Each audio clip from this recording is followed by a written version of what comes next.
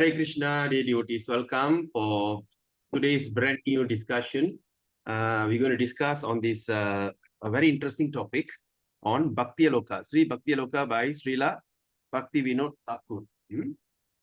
So this is a summary study or the detailed study on verse 2, whereby Srila Bhaktivinoda Thakura has made into a what they call thesis. All right, it's thesis.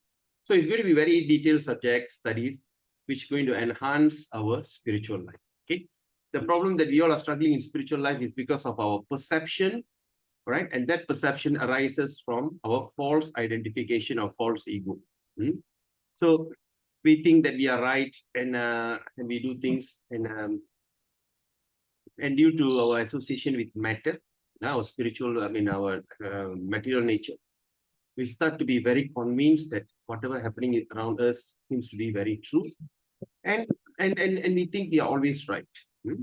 Because of that, without us realizing, we are doing so much of aparat or offenses, all right? That destroys our bhakti. That's very, very important topic, because to progress in bhakti, everything is very conducive. Everything seems to be very conducive, very interesting, and bhakti can give you nam bhajan, the bhajana. Bhakti can give you highest perfection of life, which is not possible by any other endeavor, right? But everything comes with a catch. Even in life, there'll be always these terms and condition apply. So what is the terms and condition apply in our spiritual life, bhakti? It is the offenses. Because the offenses will destroy our bhakti and all our things that we have worked so hard from the root. Okay, and they call it like a mad elephant. Mad elephant enters into a garden. So it doesn't only destroy the trees, but it uproots. It loves to uproot, uproot. So you are back to square one. And if we couldn't rectify in this very birth itself, that's it, we are gone. We are back into this material birth and death cycle. And we go and fall into this ditch. And it is not seems to be possible to come out of it. Like yesterday, I was talking to Vivan, and Vivan was giving a very nice, analogy, or just like idea. You're discussing, whenever we criticize someone, what happened? We get their character. Okay, see, sometimes we criticize even a devotee or a non-devotee. When we criticize someone, okay, when we criticize, oh, that person is such, this person is such, and all these things. So while in that attempt of criticism, we indirectly will take their character. Okay, whatever things they are doing, say, oh, the person is doing this, the person goes and do this nonsense. When we criticize them, we will get it indirectly without we realizing. That person is helplessly in this condition of life. He's trying his best to come out of it. Sometimes he may have struggle and all this. But when we start to speak about it, we are meditating on his character, and end of the day, we are taking up his character, right? So there's going to be very interesting topic, whereby Bhaktiyaloka, I feel it's going to be very important topic, especially as we are all very seriously want to develop our bhakti. Bhakti is very important, very rare opportunity after millions and millions and millions of years, right? Birth. Like Krishna says in Bhagavad Gita, Manushyanam Sahasresu, after thousands and thousands of crore that we have taken human body, only few will endeavor for perfection. And out of few who endeavors for perfection, all right, and there's only few who knows Krishna as the Supreme Personality and surrenders to him. He knows him. Then only few of that, those who know Krishna as Supreme Personality will surrender to him. And out of millions of people, the few that have surrendered to him, one will attempt to perfection. Okay, and out of millions who have perfected, hardly can achieve Krishna. Because we are in this material world, in this material condition of body, as we have studied in our previous verses, even in our, what they call, Gita Gyan, that we have 5 senses. Our body is made of 5 material elements. We have 5 senses, 5 working senses, 5 knowledge acquiring senses. That's already 20. Then we have subtle thing, which is called mind, intelligence, ego, that cannot be seen, but only can be felt.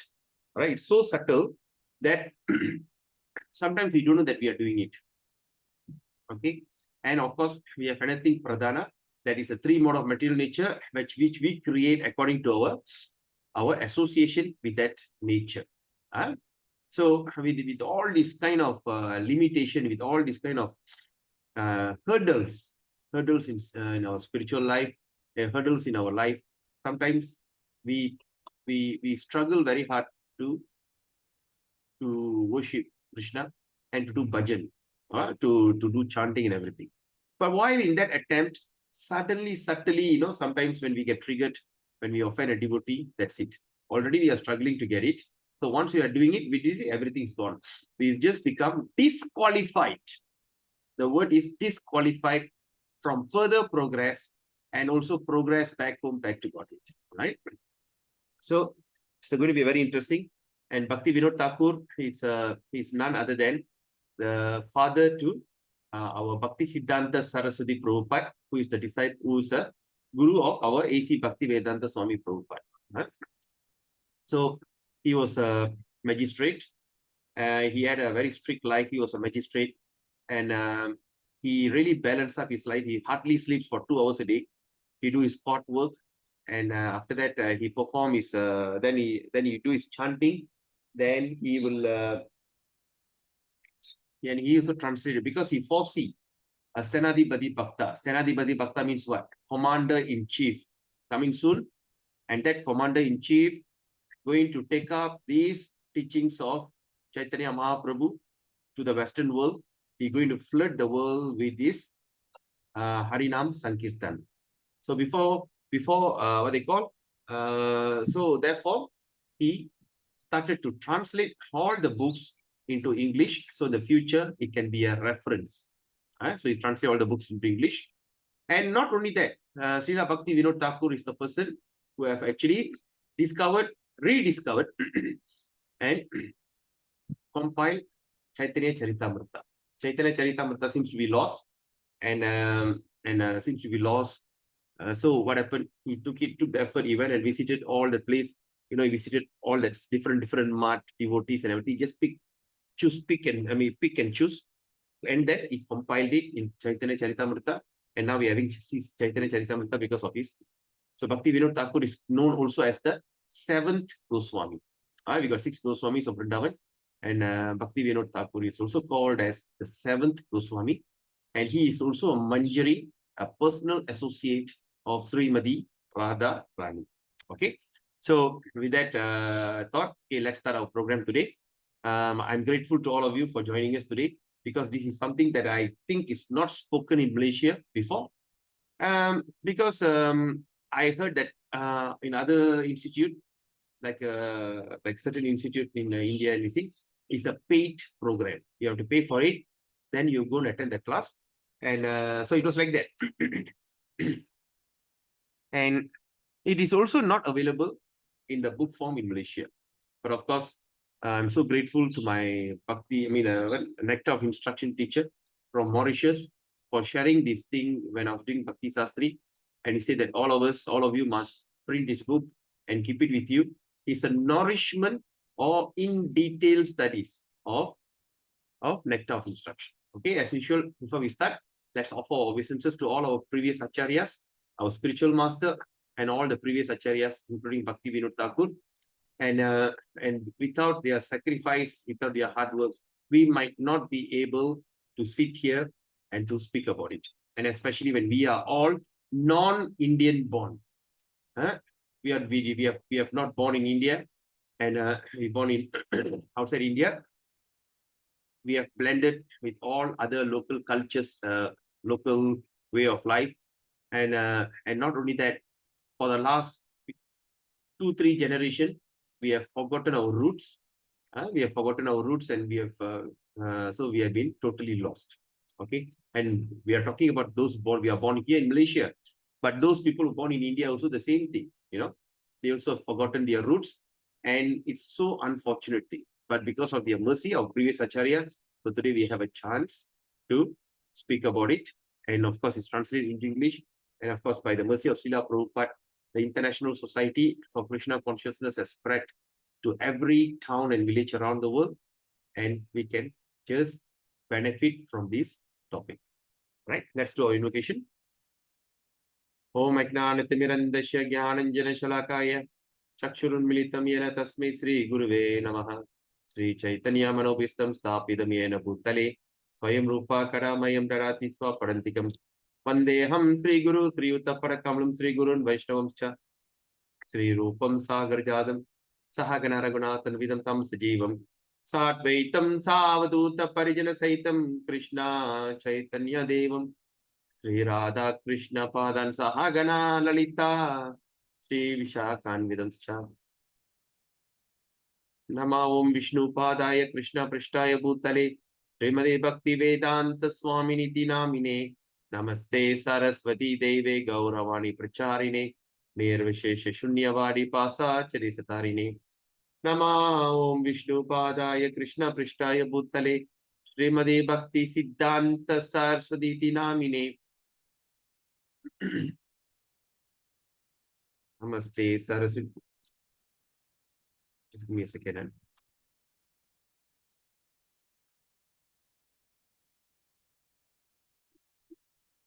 So much of disturbance. Anyway, I just put it. Okay. Again, sorry. Yeah. Nama Om Vishnu Padaya Krishna Prishtaya Bhutale Srimadi Bhakti Siddhanta Saraswati Namine Shri Varshabhanavi Devi Daitaye Kripabdaye Krishna Sambandha Viknana Daine Prabhave Namaha Madhuryo Jwala Premadya Sri Rupanuga Bhaktida Rupa Bhaktida Shri Gaura Karuna Shakti Vigrahaya Namustute Namaste Gauravani Shri Murtaye Dinatarine Rupa Nuga Viruda Pasitanta Dvanta Harine Namo Gaura Kishoraya Sakshat Vairagya Murtaye Vipralambara Sambode Padambu Jayate Namaha Namo Bhaktivinodaya Satchidananda Namine Gaura Shakti Swarupaya Rupa Nuga Varayate Gaura Virbhava Bhumestvam Nidasa Sajjana Priya Vaishnava Sarobhauma Sri Jagannatayate Namaha Vancha Kalpatarubhischa Kripa Sindhubevacha Paditanam Pavinebhyo Vaishnavebhayo Namo Namaha Om Mahavadanyaya Krishna Prema Pradayate Krishnaya Krishna Chaitanya Namne Garatase Namaha Panchatattvatmakam Krishnam Bhakta Rupa Swarupakam Bhakta Avadaram Bhaktakyam Namami Bhakta Shaktikam Hey Krishna Karuna Sindhu Dina Bandhu Jagatpade Gopesha Gopika Kantarada Kantanam State Tapta Kanchana Gaurangi Radhe Vrindavaneshwari Vrishapanu Sudevi Pranamami Haripriye Jai Shri Krishna Chaitanya Prabhu Nityananda Shri Advaita Gadadhara Shiva Shari Gaura Bhaktavinda Hare Krishna Krishna Krishna Hare Hare Hare Rama Rama Rama Hare Hare Hare Krishna Krishna Krishna Hare Hare Hare Rama Rama Hare Hare Hare Krishna Krishna Hare Hare Hare Rama Rama Hare Hare Om Namo Bhagavate Vasudevaya Om Namo Bhagavate Vasudevaya Om Namo Bhagavate Vasudevaya. So just quick recap about Nectar of Instruction. We have gone through Nectar of Instruction. So what was that? Can anyone recall? Okay, in order, Nectar of Instruction is the book that instructs us how to become a perfect devotee. How to become a perfect devotee, do's and don'ts of bhakti. Right? So first verse, he says, Vacho Vegam, Manasa Krodha Vegam. In that verse, what we can understand, if a person can only control his senses, is his demands, all right? The demand of the mind, the demand of the speech, Vacho Vegam, Manasa, the Manasa Krodha. Okay, the demand of the mind, Krodha. Krodha means uncontrolled anger. If we could just control all these things, and urge of what they call tongue, the tongue is very dangerous. And of course, the belly and the genital, the entire thing in the straight line. If only a person could control these, the person could go around, he could go and create disciple all over the world. All right. Then after that, but in order to do that, first of all, we need to think about the don'ts, the things that we should avoid. What are the things that can spoil your devotional service? There's a 5 things that he says. Atyāhāra prayascha, prajalpa nitya niyamagraha, janasangacha laulyamcha, sadbir bhaktir vinashati. This is when a person is eating more than necessary or collecting more fund than required, over endeavoring for mundane things, talking nonsense, over the mundane subjects, practicing scripture or rejecting scripture for the sake of it or because of its troublesome. And number 5, associating with worldly minded people. So when we start associating with these worldly minded people, this is something is going to be a big trouble for us in progress. Why? Because the worldly minded people only got things that they're related to sense gratification. All right.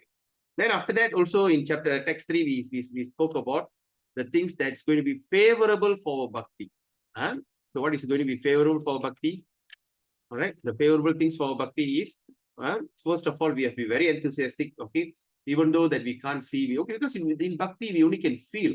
All right. We only can feel, but we can't really see. So, but of course, we also by through that knowledge that after so many birth and death, now we got opportunity to become a devotee. So we should be very enthusiastically practice our sadhana and bhakti. Then after that, once only you're enthusiastic, then you have to be endeavor with confidence. You have to be very confident about the practice that you're doing. And of course, number 3 is it's going to be patient.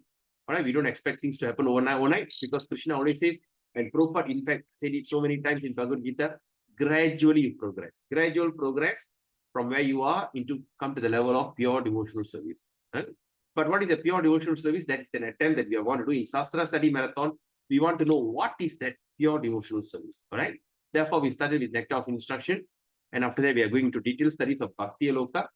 Okay. Then after Bhaktiyaloka, I am contemplating of doing Harinama Chintamani or Shiksha Mrta. So these are the things that we should strengthen ourselves. All right. So that we can come to the level of pure devotional service. And after that, we might be going into Nectar of Devotion. Right. So there's a few books I have already contemplate because the goal is how that we can achieve the pure devotional service to the Lord. Right. Then of course, according to the regulatory principle, okay, because like Shravanam, Kirtanam, Vishnu Smaranam. Shravanam is hearing, Kirtanam is singing and chanting, Vishnu Smaranam, thinking about the Lord. Right. And after that, abandoning associated with non-devotees, because as you know, as we progress in bhakti, I think you all have also should be experiencing it. Once we are in bhakti, when we are really progressing in bhakti, to associate with non-devotee is so irritating. It's so annoying because they got nothing else to talk. They always talk nonsense, right? Because we have our ears are so trained to hear Krishna Katha or the story about Krishna, the pastimes of Krishna.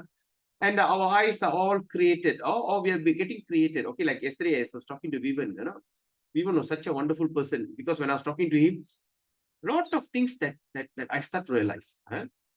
He said that then after that discussion, I start to realize, chanting, start to realize that eyes only should be utilized for seeing good things, seeing the beauty of Krishna, and also to see the good things in a devotee. We have no time. We don't need to see all the negative things about a devotee. We start to see good things about a devotee. Our tongue we utilize for taking prasadam, to chant the holy name, and to praise the devotees, and nothing else. Nothing else. We have no time for any criticism. Our ears we engage only to listen Krishna Katha or the Krishna's pastime. We engage our ears only to listen to this chanting of the holy name and also to hear some glorious pastimes of devotee. Right? So like that, when we start to engage all our senses, we can achieve, we can this thing, right? So once we start receiving non-devotees, what are the non-devotees? They only talk about gossip, they talk about Donald Trump, they talk about this, they talk about Gaza, all these kind of nonsense things, and it actually irritates. So abandon them.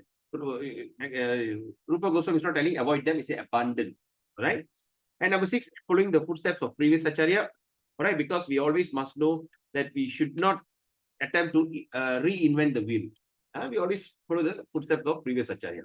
Then text 4. Also, we spoke about how to have a loving relationship with the devotees. All right. So how we should have a relationship, like offering gifts in charity, accepting gifts, and of course, open the mind, reveal your mind in confidential, and to receive confidential knowledge, inquiring confidentially certain things which is not openly discussed. Okay. As you go on progress, maybe if for one day we can also go into some confidential topic. Of course, it is prohibited. Certain confidential. So speaking about it, accepting prasadam, taking prasadam and offering prasadam. Right? This is all the symptoms of love of devotees. But now the question is, since we have abandoned all that non-devotees, and we living among the devotees. So we should what they call we should know who is the devotee we are talking about. So we also must identify. So devotees is also divided into three parts. All right. First is Kanishta Adhikari, Madhyama Adhikari, and Uttama Adhikari. So Kanishta Adhikari is the one who chants the holy name but disrespect or misbehave to the devotees. Madhyama Adhikari, it is a devotee who have already so much of compassion, who loves engage the deity worship and of course have compassion for all the devotees. And Uttama Adhikari, he don't see any fault. He see everybody as a partner. So how to honor them? All right, that is in text 5. Then in text 6, we also studied about. So now, when we start to identify, that means we start to become a pure devotee. No, we became well established. We became well established in our sadhana. Okay, we have identified devotee. No, we start to say. Now the thing is how to not to identify a pure devotee. A pure devotee can be born from any background. Okay, he can be born from a low caste, high caste, or he can even born with some kind of bodily disformality. So all these things should not be seen. It's very offense. All right. Just the example, like when you see the Ganga, which is so polluted after rain, it's all muddy and bubbles and all this, but the person who doesn't know, he say, oh, Ganga is dirty. But for a pure devotee, for a devotee of the Lord, they always believe that Ganga's potential, the spiritual potency has not lost. It's still pure and they take a bath, right? Therefore, we should not underestimate any devotees from the way they look, the background, or from which family they actually born to. Then after that, after you identify the pure devotees, now we come to the most important part. Okay, now first you have to give up these, then you have to do's and don'ts. Don'ts, then do's. Then after you do okay, what's your relationship with the devotees? Then how to identify pure devotee? All right. Then after that, once you know the devotee, how you should respect him. Right. Don't look at his background. But the next one is, okay, what is the sadhana? How are you going to practice devotional service? All right. So the practice of devotional service is by chanting the holy name of the Lord. But sometimes, as we are all conditioned in this material world for millions and trillions of life, we are so polluted. Our mind is so polluted. Our tongue is actually become numb. Okay, Rupa Goswami used the word jaundice. Once we get a jaundice, what happened? Our tongue will become very, very, because the piles are so high. Even when we take sweet, the sweet will be very bitter. You take a sugar candy, you put so bitter. You can't even actually eat anything. But the sugar candy is the only solution, only remedy for jaundice. So what is the thing? By gradually, even it's so bitter, don't tasteless, you just go on taking it, eventually you get the taste. Similarly, even sometimes the holy name of the Lord is so sweet and it's so wonderful, but sometimes we can't get the taste. When we go on chanting, we say, what is this? I don't feel anything. But with continuous chanting, right? If you minimum proper standard 16 rounds a day, when you chant 16 rounds every single day, eventually your tongue, the jaundice in the tongue will start to cure. So once the thing is cured, you're not only going to chant 16, you may increase to 48, 64, and even 100 rounds, right? Then after that, in text 8, Rupa Goswami part explains about the essence of all advice. Okay, that means a person has to engage his mind, senses, and everything in bhakti 24 hours a day. All right, and nicely chanting and remembering the Lord. All right, and how you can do it? You only can do it when you go and live in Braja. Braja means go to Vrindavan, settle down in Vrindavan, follow the instruction of a pure devotee, and through that you start to perform your bhajan. Then in text 9, Prabhupada says, okay, Rupa Goswami part says, yes. So once you move to Braja Bhumi or Vrindavan, right? So what you can see, what are the things you can see? And he explains that the place Madura, the Vrindavan area, Mathura, it's more glorious, it's more transcendental, the spiritual world Vaikuntha. The place Vaikuntha Loka there, this place is even more advanced. In this material world, this Mathura, this place are more advanced than spiritual world. So what are the things? Okay, then, that means it's more advanced than Vaikuntha. So the place Mathura, because Krishna was born there. And what is better than, greater than Mathura is Vrindavan forest. Palawan, that's what they call it. So this forest. Why? So why these forests are so glorious? Because Krishna did his Rasa Leela there. Then he says, but above that Vrindavan forest, there's another place which is more glorious. That's lower than here. So because Krishna raised it with his finger and he protected the devotees and gave shelter. And not only that, he used to go there to graze his cows. And he also have a beautiful pastimes with his Radharani and Gopis. No? So that is more wonderful. But above that, the most wonderful part is Radhakund. Why? The place Radhakund is the place that all that that he had a confidential ambrosial pastimes with Radharani. All right. So, so then he asked, okay. So they said that those who are what they call then he says, okay, but Radharani, there's a 10. Then after that, 10, 11. Okay, all these the two verses they talk about the glories of Radharani. And of course he ends the session, says, who will not take into this? And of course, the last thing that we have understood that worships of Radha Kun is only by Brahma Madhva Gaudiya Sampradaya. So we are the Brahma Madhva Gaudiya Sampradaya, and we are the one that only one worships that. Because among all the Sampradayas, then our Sampradaya, Brahma Madhva Gaudiya Sampradaya, is considered the most topmost. All right, is topmost. And Lord Chaitanya Mahaprabhu came in the form of a devotee to this material world just to give us a lot of pleasure on Bhakti. All right. So with that, so we know that all these things are important, but now let's look into what are the things that we should avoid in order to protect our Bhakti. Right. So with that, let's start our session here. So I hope you all can see this. Please unmute yourself and just say whether you can see or not see. Hare Krishna, Prabhu. Yes, it's clear, Prabhu. Oh, okay, clear. Right. Hare Krishna. Okay, is this better this way? This way? I have enlarged it. Is it more clearer? Yes, Prabhu. Yes, can see, Prabhu. This size okay, this size okay, Yeah. Okay, Prabhu. Scroll up a bit. Yes, Mataji? Can you just scroll up a bit? You'll see the text down there. It's clear, no? Oh, okay. Right. Is it okay?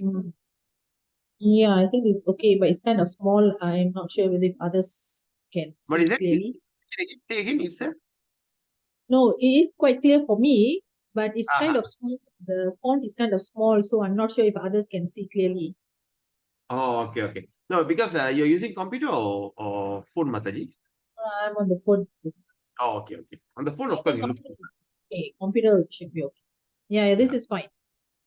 Okay, right. Okay, so let's do this program, okay?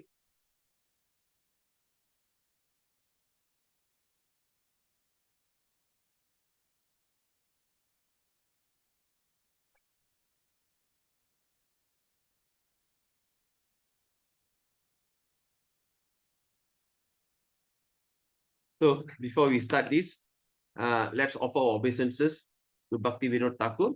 Namo Bhaktivinodaya Satchidananda Namine Gaura Shakti Swarupaya Rupa Nuga Varayate.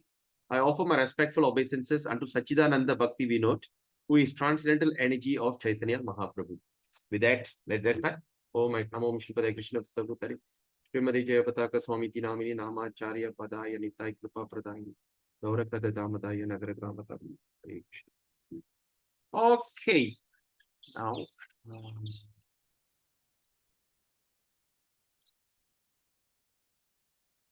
okay. So let's look at this Sri Bhaktiyaloka by Srila Bhaktivinoda Thakur, translated by Bhumipati Das. Okay. The topic that we're going to discuss here is this.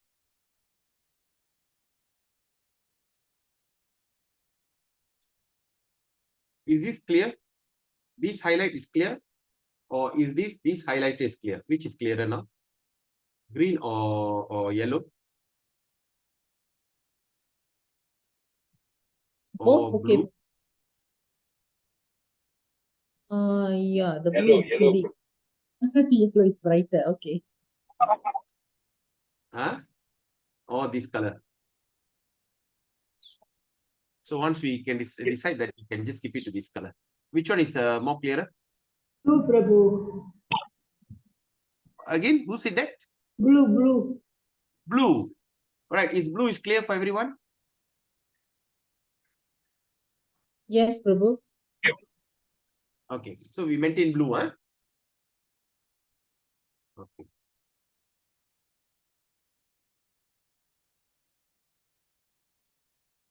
Okay. So now let's look at this. All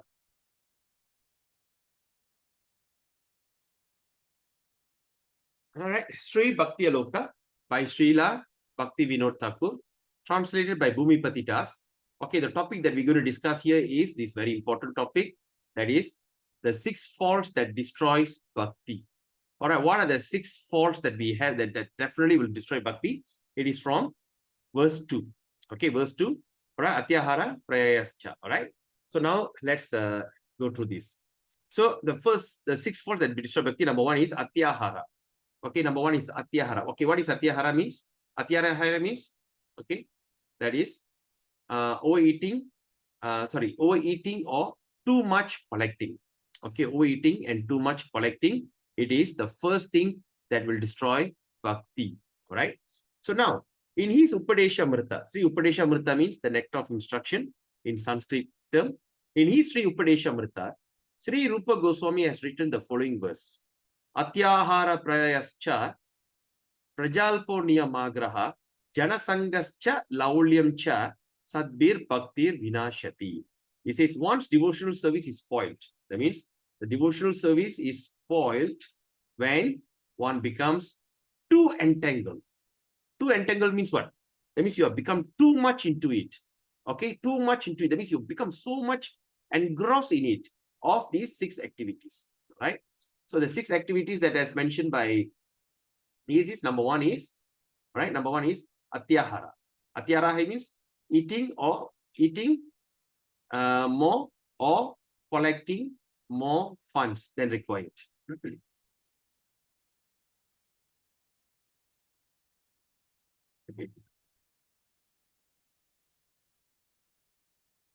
Eating more than or collecting more funds, okay, than required. Number 2 is prayasa. All right. In Tamil also we use the word prayasam. Yeah, prayasa padra, you know, something. Prayas means what? It is over endeavoring for mundane things. Okay, what is it? Mundane things you are talking about? Because we understand everything in this material world, end of the day, is not going to be yours. We work so hard. You know, like for instance, we work so hard just to achieve something which is not permanent and is total waste of time. All right, it just reminds me about people who loves to go and climb Mount Himalayas. So much of over endeavor just to go there and just to put some little things, a memento, or put your country flag and everything. But the process of climbing, so many people died. All right, which is so useless, right? All right, that is very difficult to obtain, which is very difficult to obtain. Number 3 is prajalpa. Okay, prajalpa means talking unnecessarily about mundane subject matter. All right, talking nonsense, in other words. Number 4 is niyamagraha. That means practicing the spiritual rules and regulation for the sake of it or not for the sake of spiritual advancement. Okay, and rejecting the rules and regulation for the scriptures and working independently and whimsically. Okay, they say, all these rules and regulation is bringing me back to my olden, what do you call, my primitive life. Yeah, we are coming up, man. We are all becoming very successful, you know. So, okay, like that. Then number 5 is Janasanga. Janasanga is another very important thing that to associate with worldly minded people who are not interested in Krishna consciousness. When they are not interested in Krishna consciousness, they got a lot of cold water to pour on your head. And number 6 is Laulyam, which is greedy for mundane achievement. All right. So these are the things that this thing. Now, it is most important to consider deep meaning of this verse. So now we are talking about it is most important to consider the deep meaning of this verse. So what we are trying to understand here is we are going to go deep into this verse, the deep meaning. For anyone who wants to engage in pure devotional service, okay, I mean, it says for anyone who wants to engage in pure devotional service. See, pure devotional service is actually a goal for every devotee.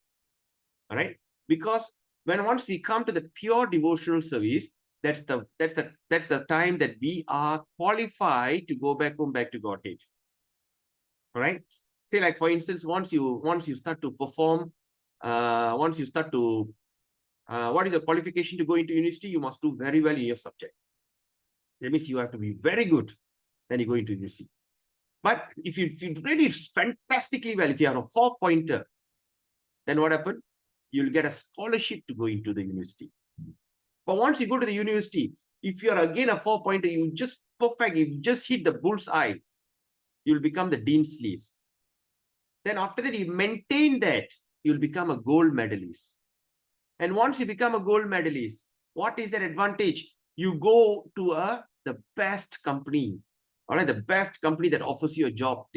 So that means you have to be the best in order to get the best. So the best of devotional service is to achieve the pure devotional service. What is pure devotional service means? The devotional service which is not tainted. That means if I'm so pure, I mean, just like the water is so pure, that means the water is drinkable. If the water got little algae at the bottom, or some kind of dirt, or some kind of sediment, you also wondering, can I drink this or not? Right? Or sometimes the water will be yellow color. So all that is not pure because it's still tainted. Tainted means it is still, there's some kind of element inside there. So that means our goal is to achieve the pure devotional service. So that means it's important. So now if you please take your book and underline this word. It is most important to consider this meaning. Consider means to contemplate on this meaning, right? A deep meaning of this word. So when we can understand deeply, that means we can go deep into this meaning. For anyone, it is not only recommended for certain type of people. For anyone who wants to engage in pure devotional service, okay, it is especially necessary to follow, okay, it is especially necessary to follow the instruction of these verse. So this is the verse, the most important verse of this entire nectar of instruction, and that is the topmost verse. So in order for us to become a pure devotee, and especially we need to follow this second verse, very important. For at the same time, okay, at the same time, so there's also a warning, okay. There's also a warning, says that for one who neglects to follow this instruction, what happens if you don't follow the instruction? Okay, you don't follow the instruction, just listen only, all right? So what happened? Attaining devotion to Lord Hari is extremely rare. It is not possible at all. So that means if you follow, you can become a pure devotee. If you don't follow, even to attain devotion, we are talking about devotion. We are not talking about being a devotee yet. So once you become a devotee, okay, anybody who comes there, we call it as a devotee, right? Of course, devotee also got many varieties. But anyway, what we are talking about, a devotee. Okay, like we have studied that, I think, in text 10, right? Karmi, Vikarmi. Okay, Karmi and Vikarmi. Karmi is the one who are materially motivated, but they do some kind of ritual to please the Lord. Now I get some money, okay, my dear Lord, okay, now I make 1,000 ringgit, I give you 100 as a donation. I earn 10,000, so I give you 1,000 for your book distribution, for your donation. So you sacrifice like that. But of course, you become so advanced, it's just like it's different. But Vikarmi is not like that. He's not bothered to give any kind of charity, and he just doesn't follow any kind of rules and regulation. Right? I don't care what people think. I don't care what people think.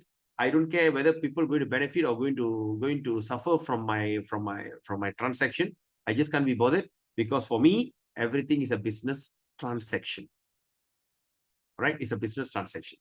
So that's the thing. So when we talk about a business transaction, especially in this karmi world, it's going to be very, very nasty. So like example, I used to advise, formerly when I was I don't know how many of you are businessmen here, but in order to become a businessman, in order to be a very successful businessman, these are the things that we should practice. I used to advise.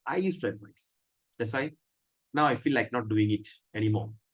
So what is that? The good bossy technique. If you really want to become successful in your what they call in your business, it's like this. Number one, all right. Never praise your workers, your employee, when they do very well. Again, never praise your employee if they do very well. Number one. Number two, criticize your employee severely, even for a small mistake. Right? Say if you're supposed to enter the work at 9 o'clock, you enter 9:01. I'm not going to think about all the good things you have done, but the point is why you are late.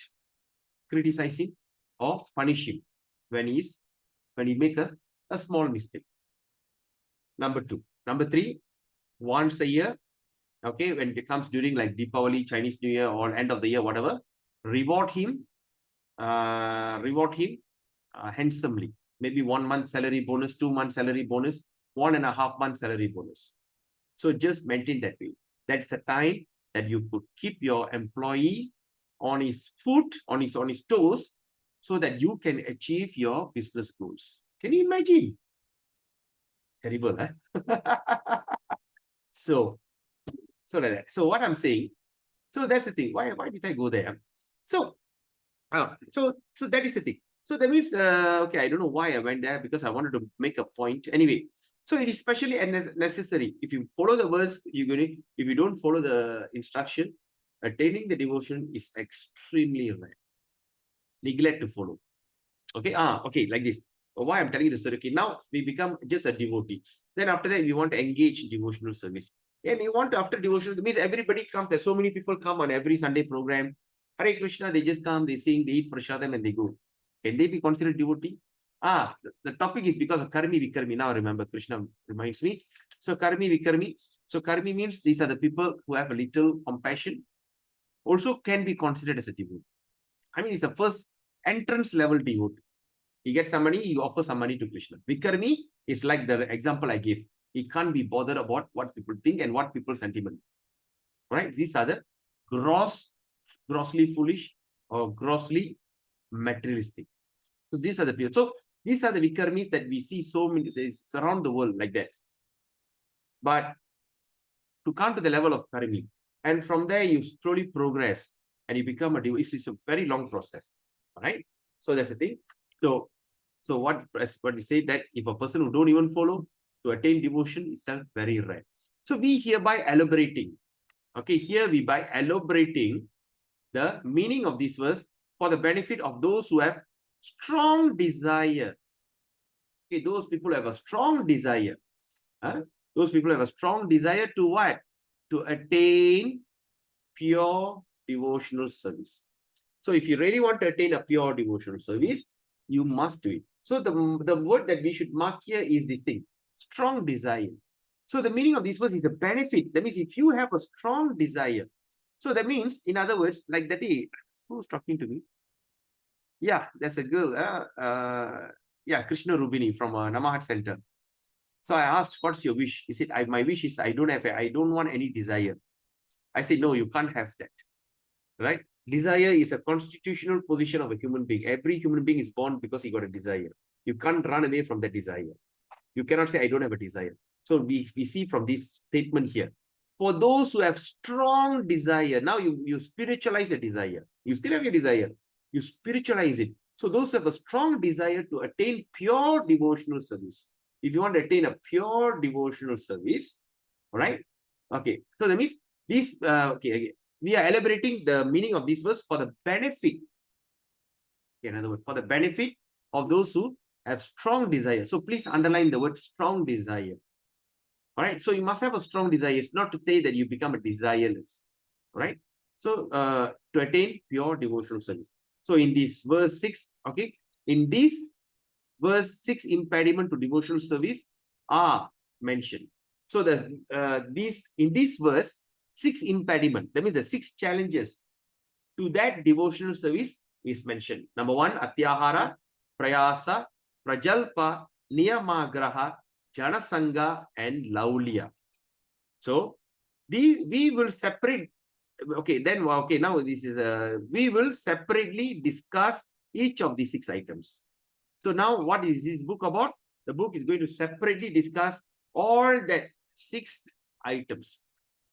Okay, 6 items in this small chapter only. All right, in this small chapter only, the meaning of the word Atyāhāra is being discussed. So now we are starting to discuss with Atyāhāra. Right. So many people may think that the word Atyāhāra refers to overeating. overeating. So many people always think that the word Atyāhāra, let me see whether I got a pointer on it.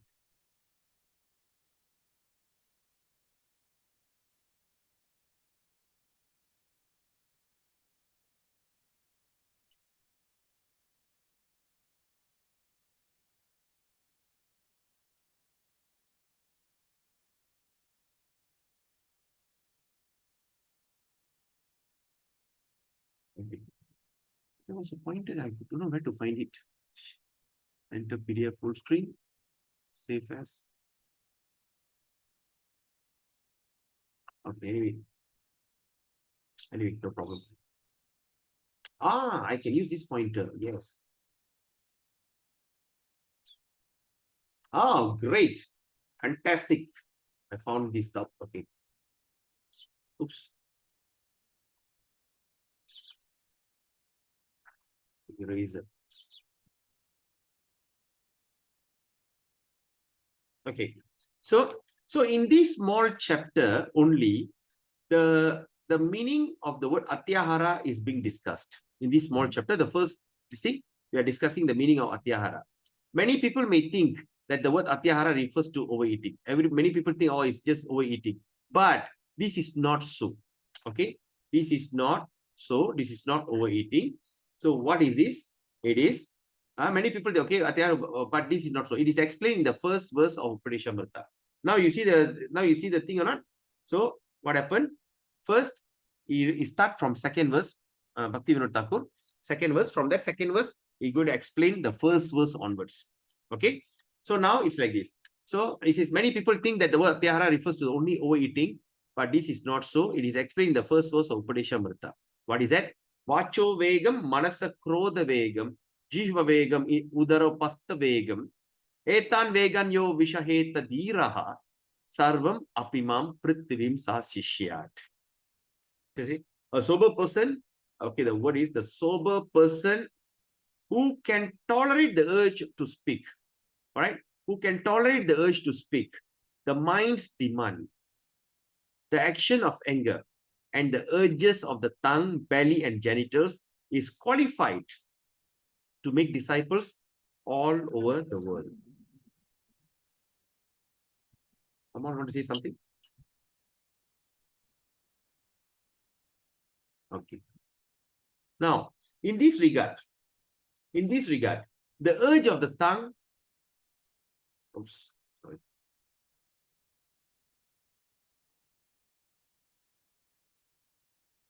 In this regard, the urge of the tongue. In this regard, the urge of the tongue is the desire to taste foodstuff. Okay, the urge of the tongue is the desire to taste foodstuff. The urge of the stomach is the desire to overeat. All right, that means the urge of the tongue, it is to taste foodstuff. Okay, the desire of the tongue is to taste foodstuff. The urge of the stomach. So what is the urge of the stomach? The urge of the stomach is to overeat, to keep it very full and compact. If we understand the word Atyāhāra in the second verse as overeating, the fault of repetition occurs in this condensed collection of essential instruction. If we think, in other words, if we understand the word Atyāhāra, if we think the Atyāhāra is only overeating, so there'll be a fault of repetition. Okay, there'll be a fault of repetition because the repetition is, first they talk about urge of stomach, tongue, then after that they also talk about urge of stomach. So there's a repeat twice. So there'll be a fault actually.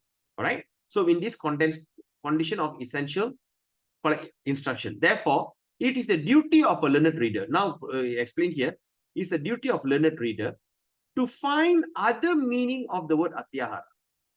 All right. Used by the most grave Rupa Goswami. What does that mean by grave Rupa Goswami? So by the grave Rupa Goswami, the Rupa Goswami is extremely grave and is full of wisdom and intelligence. His word, you can go on and just try to, we can go dive deep and deep and deep into his teaching. All right. So now, please tell me, do you understand what I've said just now, or you need another explanation? If you can understand, you can put a thumbs up. If you don't understand, you can unmute and say you don't understand, so I can repeat again. Because we want to attempt once and for all, we're going to study this book. And after that, it's going to be your reference for your further. Yes, someone say something. Understand, Prabhu. Understand. Oh, great. Okay. Okay, tell me, Vivan, what do you understand?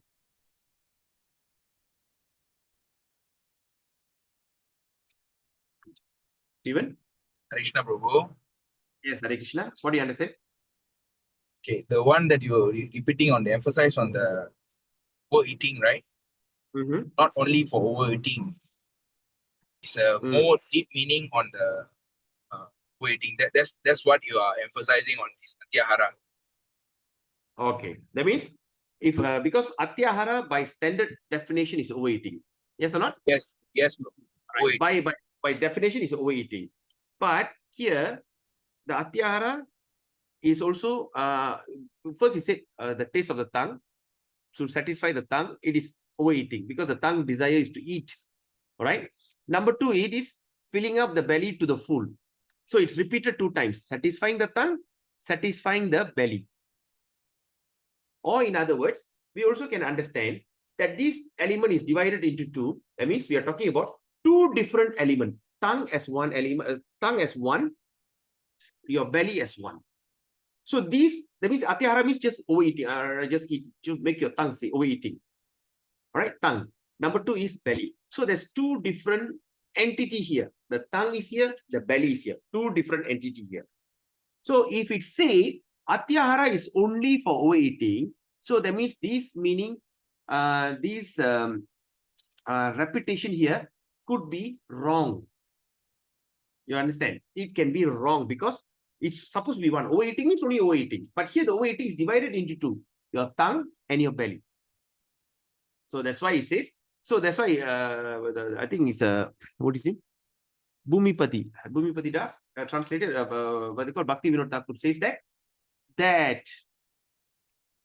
Bhaktivinoda Thakur says that we should understand, it's a duty of our learned readers. So when we are learned readers, that's why when we study by ourselves, maybe we might not. So it is our duty is to find out, all right, what is the other meaning of Atyāhāra is used by the most wisdom, the most intelligent Rupa Goswami, right?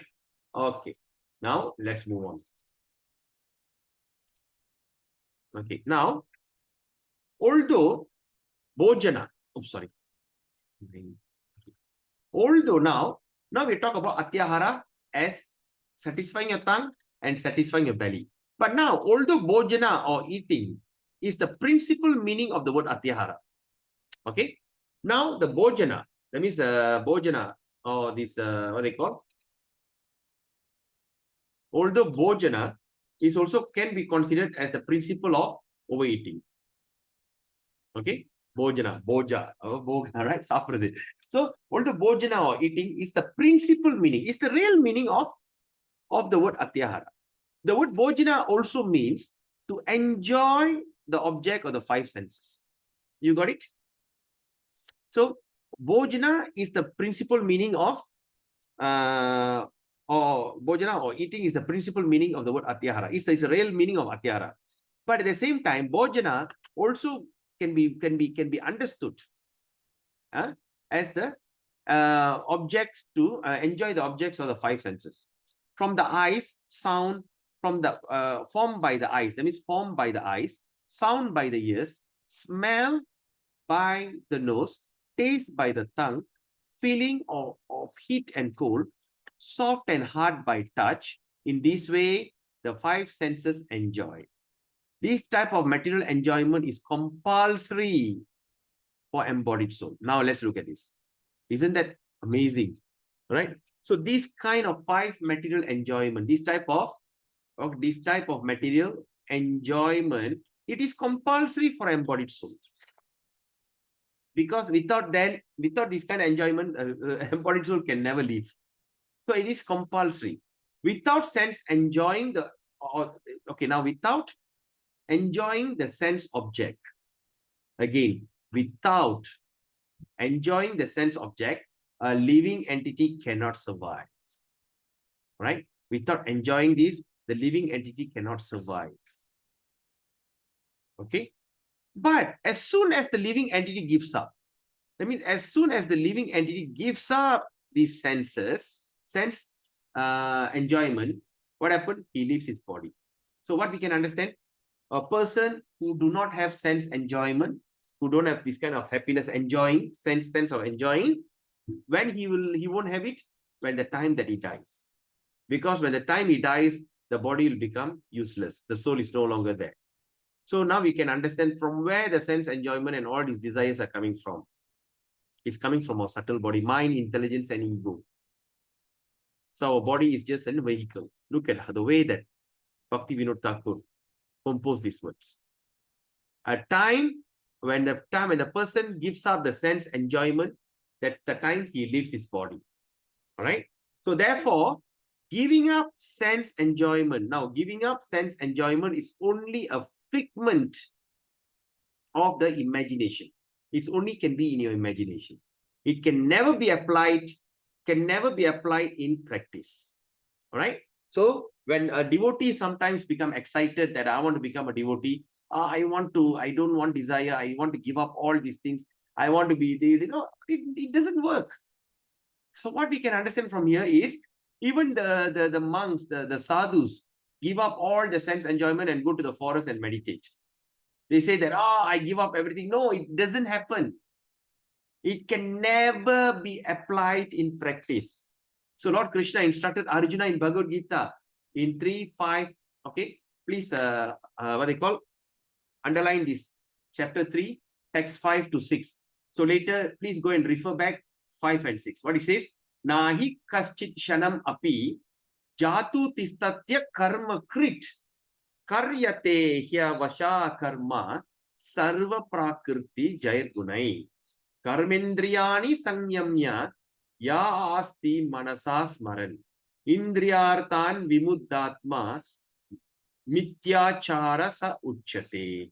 Everyone is forced to act helplessly. Look at that. So this is how we understand. Everyone is forced to act helplessly. All of us are forced to act helplessly according to the qualities he has acquired. All right? The qualities he has acquired. So what we can understand from here? Qualities he has acquired means it is not something that is given to you, but you asked for it. All right? Which is the mode of material nature, the 3 modes: goodness, passion, ignorance. Therefore, no one can refrain from doing something. Not even for a moment. Not even. The word is not even for a moment. He cannot just stay quiet. One who restrains his action. All right, then after that, Prabhupada is explaining here. If one who restrains his senses of action, but mind dwells in that means he started to say, but mind still dwells in that, the sense object, certainly deludes himself. That means he's cheating himself. He's just cheating himself. And this other person is called pretender. So why we call pretender? Because we know that we cannot control our senses, but when we try to show people that we are controlling our senses, we are actually pretending. You understand? Just like the actor who have a terrible attitude problem. Okay, like I'm not a big fan of movies and everything, but recently I saw a little pop-up, when I was where did I see that? No, I think I went to my mother-in-law's house. Yeah, they were having the TV. No, because we at home we don't, but they got a TV. So watch that. A person who a very good-looking guy is totally don't want any relationship with women. He is not the guy who wants a girlfriend or even want to get married. He's allergic to women. All right. For him, women is a big no. That means he's like a brahmachari. You don't even talk to them. You don't even look at their eyes. You don't even, when you see the woman, you want to look down. It doesn't even, that kind of things. But in that movie, he acted as a great lover. He acted like a fantastic romantic man. So that MC is asking, how could you do that? Outside you are like this, but you go to the set, but you acted such a wonderful way. Then after that, they said, you're on the stage, can you please act again? He couldn't. He said, no, I don't want. Please don't ask me to do that. He refused to do it till then. But what happened? This is the thing. So that means he's a pretender actor. So you only could act, but actually it's not. Similarly, when we don't have that kind of thinking, when we think, oh, I want to control my senses, I bring my, this thing, actually certainly deludes himself. Deludes himself means cheating himself and also called as pretender. So, since maintaining one's life is not possible without action, so again, since maintaining one's life, it is not possible without action, one must work to maintain his life. One must work to maintain his life. The second, karmendriya, right? Samyamya, ya asti manasasmaran, indriyartha vimudatma. So that means, since maintaining one's life, that means you can't maintain your life without action, without moving. One must work to maintain his life. Yes or not? If such activity are done in the mode of enjoyment, so you have to work, but if it's done in the mode of enjoyment, then one's qualification as a human is lost. So you do your job, yes, fair enough, you do your job, but you do it for the sake of enjoyment, your qualification as a human is lost. That means your person is no longer known as a human being, he has fallen into animalistic way of mindset. The five senses are always talking about enjoyment. The animals got five senses, right? Anjarivu. But yeah, we are given extra one, sixth sense. The sixth sense is to utilize all that senses for the sake of Krishna. If not, the person has become like an animal. Therefore, if one can transform his bodily activity into activity favorable to the devotional service of the Lord, then that is bhakti. Again, what is that? Therefore, if one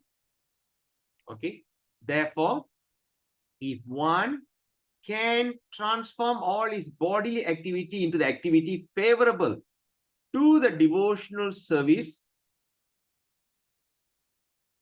of the Lord, then that is Bhakti Yoga. Please underline this statement. Please underline this statement. Don't underline everything that I'm highlighting because I just want to make a point. But this is the statement that you should underline. Please take your book and underline this statement. What is Bhakti? So Bhaktivinoda Thakur is explaining what is Bhakti. Okay? If one can transform all his bodily activity, all that activity of the body of seeing, hearing, listening, dancing, and whatever, bodily activity into the activities which is favorable to the devotional service of the Lord, and that is Bhakti. Okay? So far, so good. Any question, any comment? If you get what I'm saying, please thumbs up. If you don't understand, please unmute yourself and ask. Who's that person who thumbs up? Oh, we went. Okay. How are others? Are you all following me? Okay, so all right. Rajina Mataji, Rusan Chang Mataji, are you okay? Follow you. All okay, All right. Prabhu. All okay. Rusan Chang Mataji? Okay for you? She's a brand new devotee, and I think this is quite a heavy topic for her. Right. Wonderful, Mataji, Rusan Chang. You are a wonderful devotee. You are just, I think you're continuing from your previous birth. Wonderful. And Cheong Fuk Wing Prabhu. Chaitanya Daya Prabhu.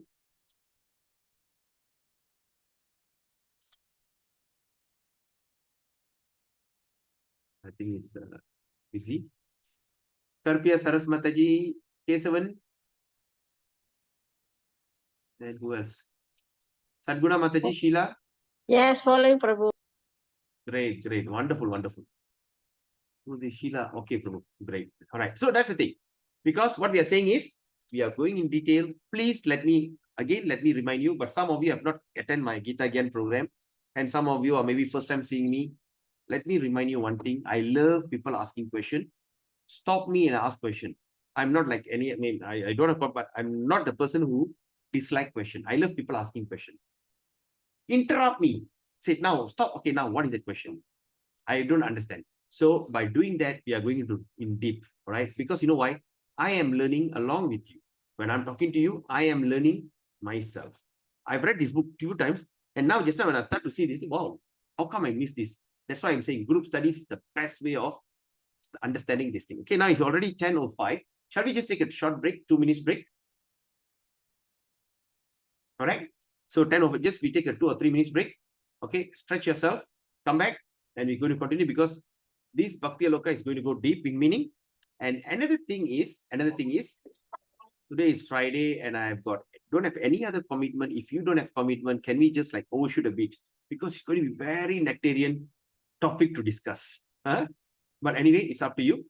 All right, later you can just say you can or cannot. If cannot means it's okay. We just finish by 11. Or if not, we can just overshoot a bit. We try to overshoot. Okay, let's take a short break. Hare Krishna, Krishna. Okay, dear devotees, let's continue our discussion. Okay, now, all right. So, as I said, since maintaining one's life is not possible without action, one must work to maintain his life.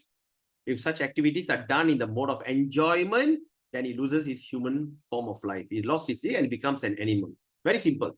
If you want to enjoy a person wants to enjoy the senses, he turns into an animal. Because only the animalistic thing, they are the ones who love to enjoy, right?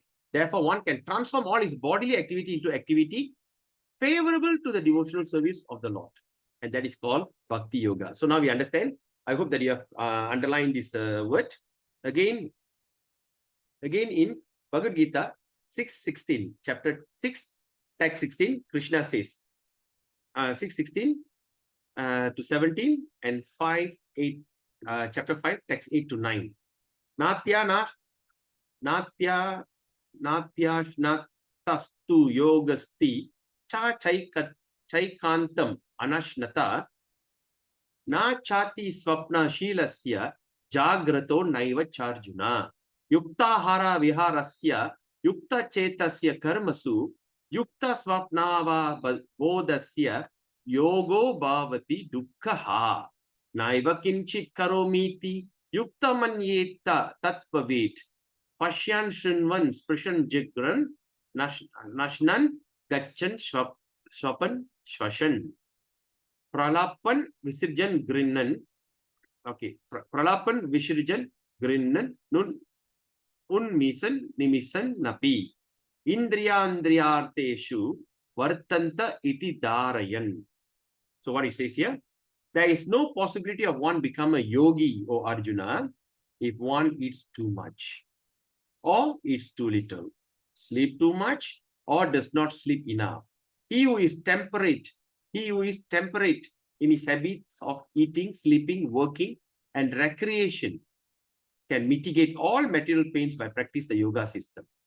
Okay, a person in the divine consciousness, although engaged in seeing,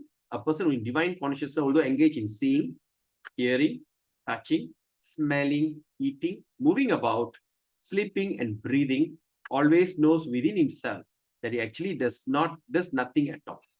Because while speaking, evacuating, receiving, or opening or closing his eyes, he always knows that only the material senses are engaged with their objects, and that is aloof of them. That means he knows that everything is only the material, but is above them.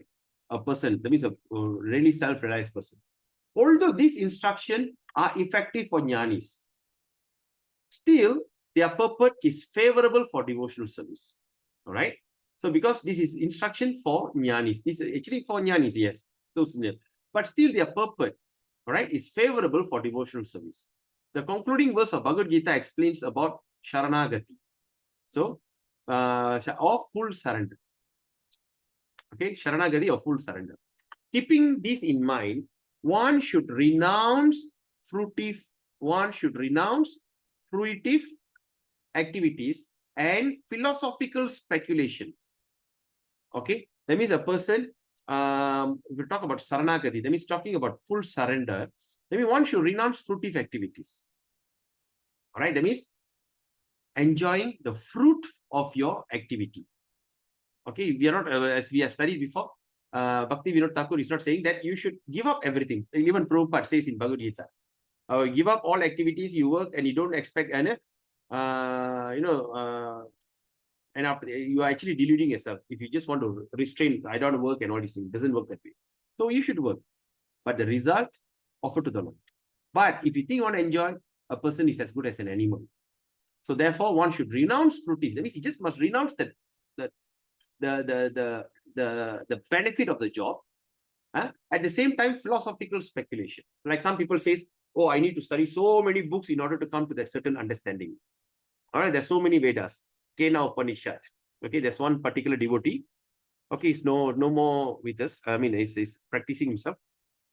He was okay, but suddenly he went into this thing. He wanted to do the Kena Upanishad. He bought the entire series. But what is the point? What is the point of studying all these books? But the thing, you cannot come to the real conclusion. So we should renounce that philosophical speculation and accept sense object as the Lord's mercy. Right? So any objects that you get, example, now I'm working, now I'm getting some money. So what we need to do? All right. So that means I know, okay, this income that I'm getting is the mercy of the Lord. Suddenly you see someone, all right? Example, suddenly I meet a person. I always think, a person should think, oh, this is by the mercy of the Lord that I've got an opportunity to meet that person. Because maybe Krishna has a mission behind it. Just like that. Anything that you get is all, just take it as the mercy of the Lord. Okay? And this is known as pure devotional service. Isn't that simple? What do you think? I mean, you do not need to like, if we don't have this knowledge, we always speculate. Oh, pure devotional service means I have to wake up early in the morning and do Mangalarti. I have to do Tulasi Puja. I have to chant my 16 rounds very attentively. I must do Guru Puja, then Mangalarti. Then after that, I only must eat Prasadam. I should go to temple every Sunday and worship the Lord, or every day I should go and worship the Lord. So there is so many understandings. But see how Bhaktivinoda Thakur is nailing the point. Can you see that? The more you study the book on Bhaktivinoda Thakur, you will go into ecstasy, I'm telling you. Right? He said it very simple. What did he say? One should first renounce the fruits and the philosophical speculation.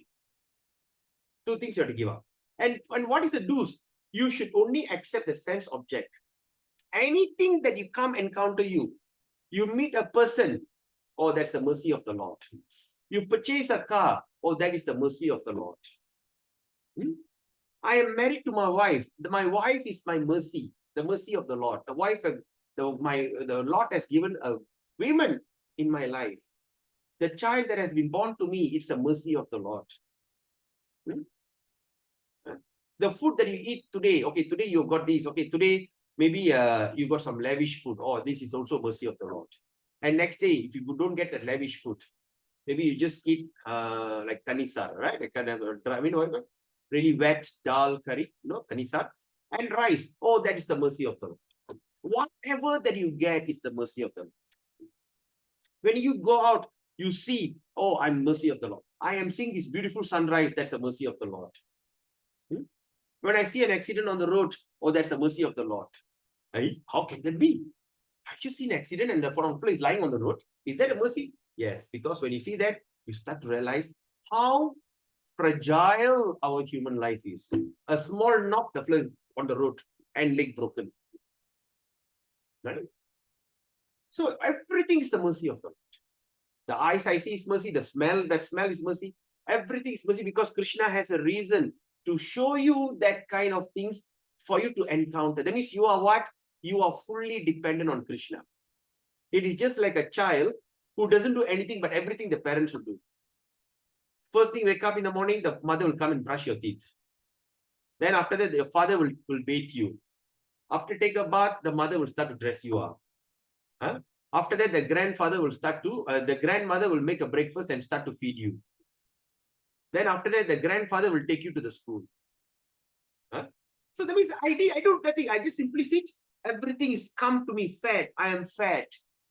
Everything is, I've been fully fed. I mean, I don't put any attempt. I don't wake up. I don't try to wake up. I don't try to brush my teeth. I don't try to wash myself. Nothing. I just do. Everything is full fed.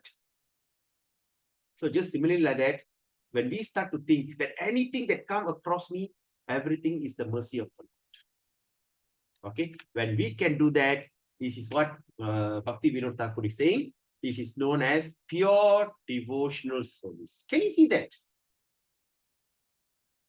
Right? But please don't think, oh, that means I don't need to do Mangalarti lah. I don't need to wake up early in the morning and do chanting. No, that is part of your upachar. That is part of your activity. Because when you want to be, when you know someone, you want to do that, right? First thing in the morning, you want to wake up, you want to chant the holy name of the Lord. You want to make your tongue to taste that Nam Prabhu. Then you do Tulasi Puja.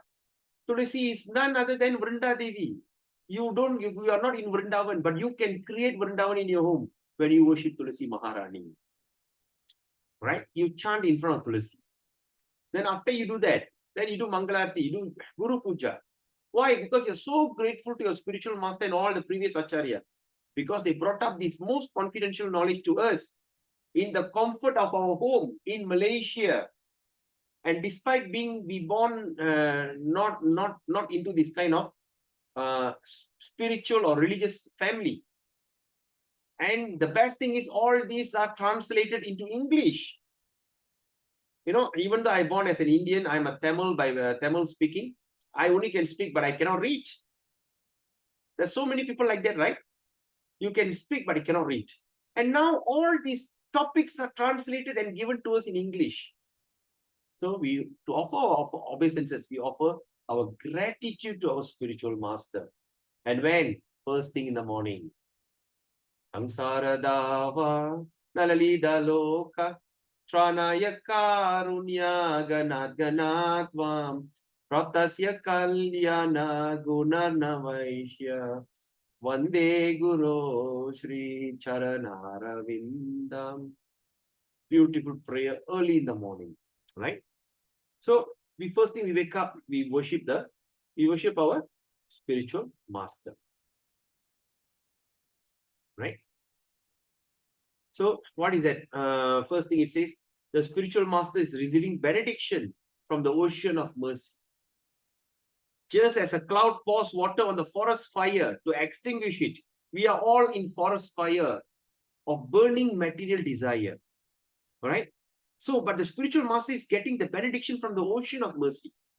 He's evaporating the water from the ocean, and through the cloud, he coming to us and pouring the rain of mercy. All right? By doing that, we are extinguishing the fire of material material existence. So the spiritual master delivers the materially afflicted world by extinguishing the blazing fire of material existence. Then I offer my respectful obeisances unto the lotus feet of such a spiritual master who is an ocean of auspicious quality. Right? So like that, there is a 8 prayer. Early in the morning, you start to worship the spiritual master. Then after that, after you are so distinct down, then you start to sit and study your Srimad Bhagavatam. Okay. Once you're done by 6:37, you can get ready and go to work. Start your day in a beautiful way. All right.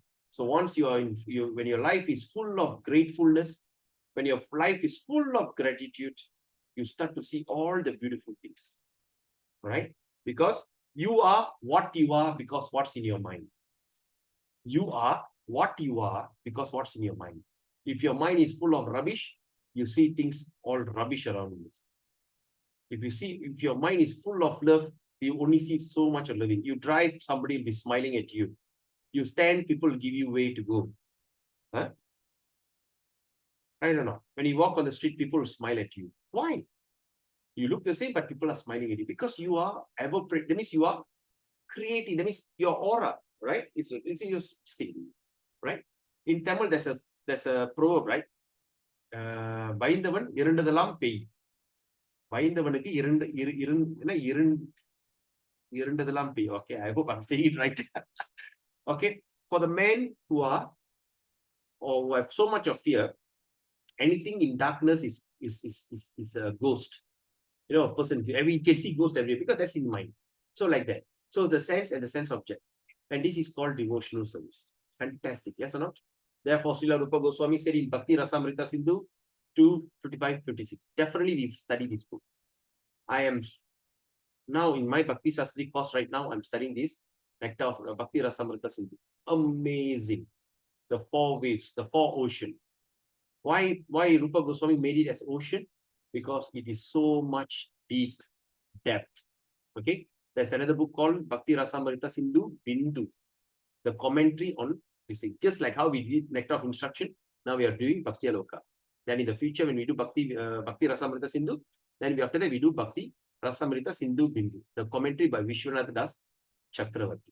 Anyway, what it says here, Ana Shaktasya Vishayan Yatarhang Apayunjata Nirbandha Krishna Sambande Yuktang Vairakyam Uchate Prapanchikataya Buddhya Hari Sambandhi Vastuna Mumukshubi Parityago Vairakyam Valgu Katyate.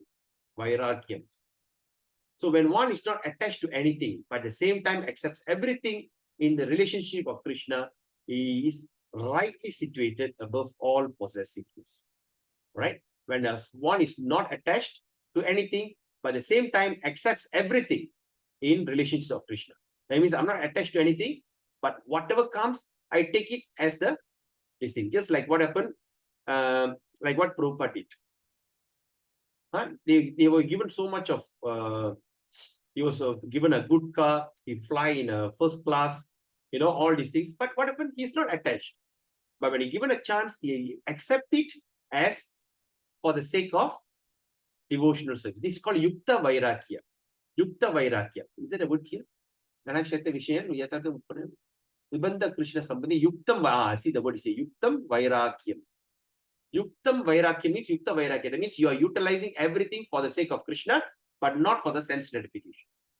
Right? So like that. So on the other hand, one who rejects everything without knowledge, he rejects everything in relationship of Krishna, is not complete in his renunciation. Right? Like some renunciation, sannyasi, oh, I don't want anything. Right? I give you money, no, I don't want money. I give you, no, I don't want. Okay, I give you one vehicle, I give you one van, no, I don't want. Right? That is not a complete renunciation. But the real renunciate, suddenly they say, Swamiji, Prabhu, I give you one van. I got 2 vans with me, I give you one van. Yes, please, I'll accept it. Why? I can utilize the van for devotional service, not for me to go around and enjoy my life. Right? Like that. So now, the purport of these 2 verses repeated in Sri Upadeshamrita. Okay, the purport of these 2 verses is repeated in Sri Upadeshamrita or Nectar of Instruction by the instructions to reject Atyāhāra. By the instructions to reject Atyāhāra. The purport is that if one accepts sense object in the spirit of enjoyment, okay, that is called Atyāhāra. Please underline this word. Right? If one accepts sense object, right? If one accepts sense object for the sake of enjoyment, that is called Atyāhāra. I hope you all underlining. But if sense objects are accepted as the Lord's mercy, okay, and only as far as required and favorable to devotional service, then it is not Atyāhāra. It is not Atyāhāra. Okay, you are just taking it for the favorable as far as required. Okay, I just required this thing. Okay, suddenly a person come and say, I'm a second-hand car dealer. Okay, I want to give you a temple, 3 cars. Okay, why I give you one real life example. Real life not recently, around a few 2-3 months ago. There's a devotee wanted to give us a bungalow house, a very strategic in this area called Pantai Putri, Ipoh. Behind Pantai Putri is a very strategic place, and they wanted to give us a bungalow. Right? But that bungalow, he said, Prabhu, please take it, use it for your service. All right. So I said, Prabhu, I really don't need it because I don't have the manpower to do this, to utilize this bungalow. It's a nice bungalow. But the problem is we don't have any full-time devotees or we don't have a dedicated devotees to run the place. If I were to simply take, oh, you're giving me bungalow, why not? I take it.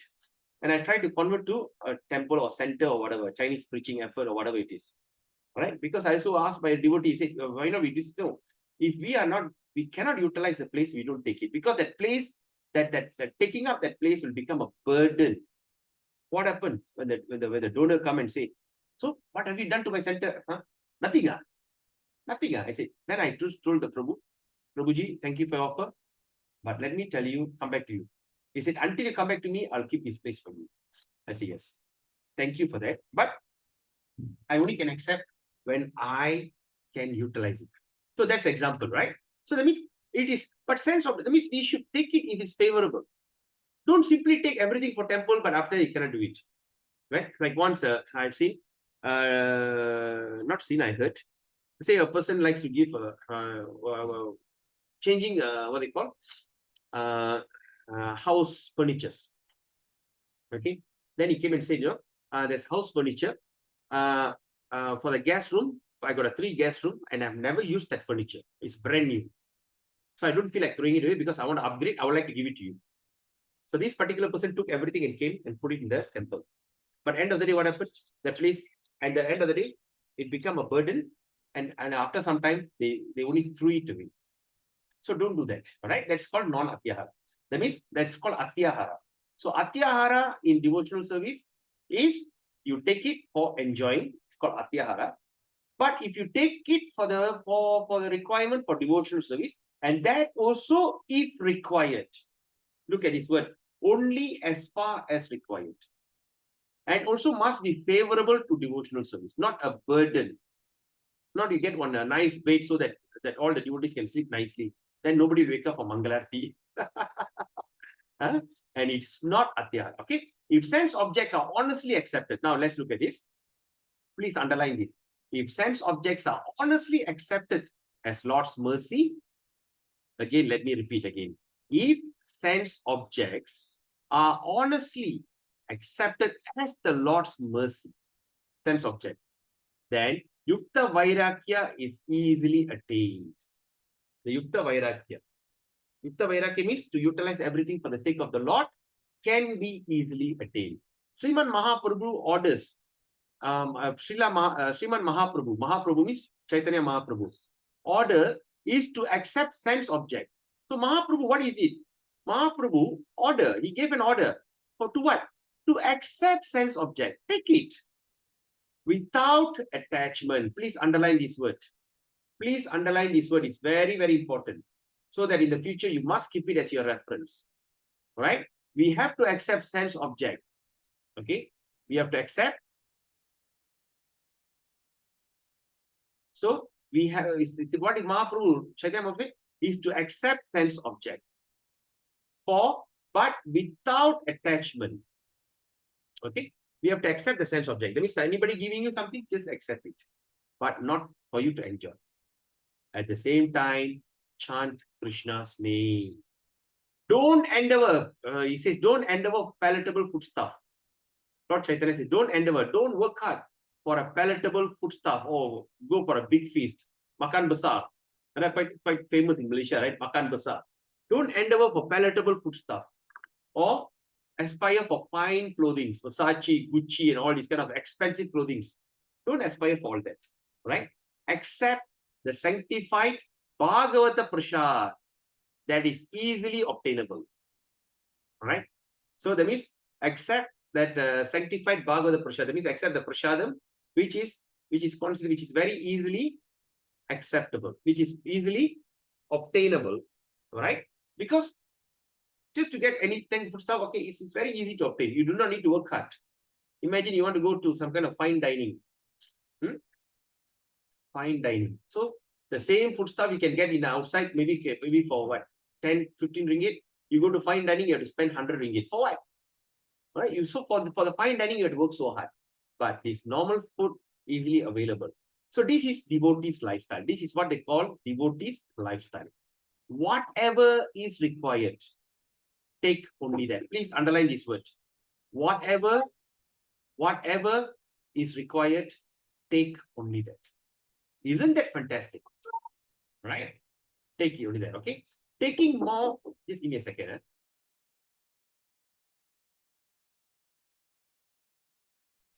Okay. So take only that. taking more or less, if you take more or take less, will not yield auspicious results. All right. Sometimes you take more or you take less, it doesn't give you auspicious result.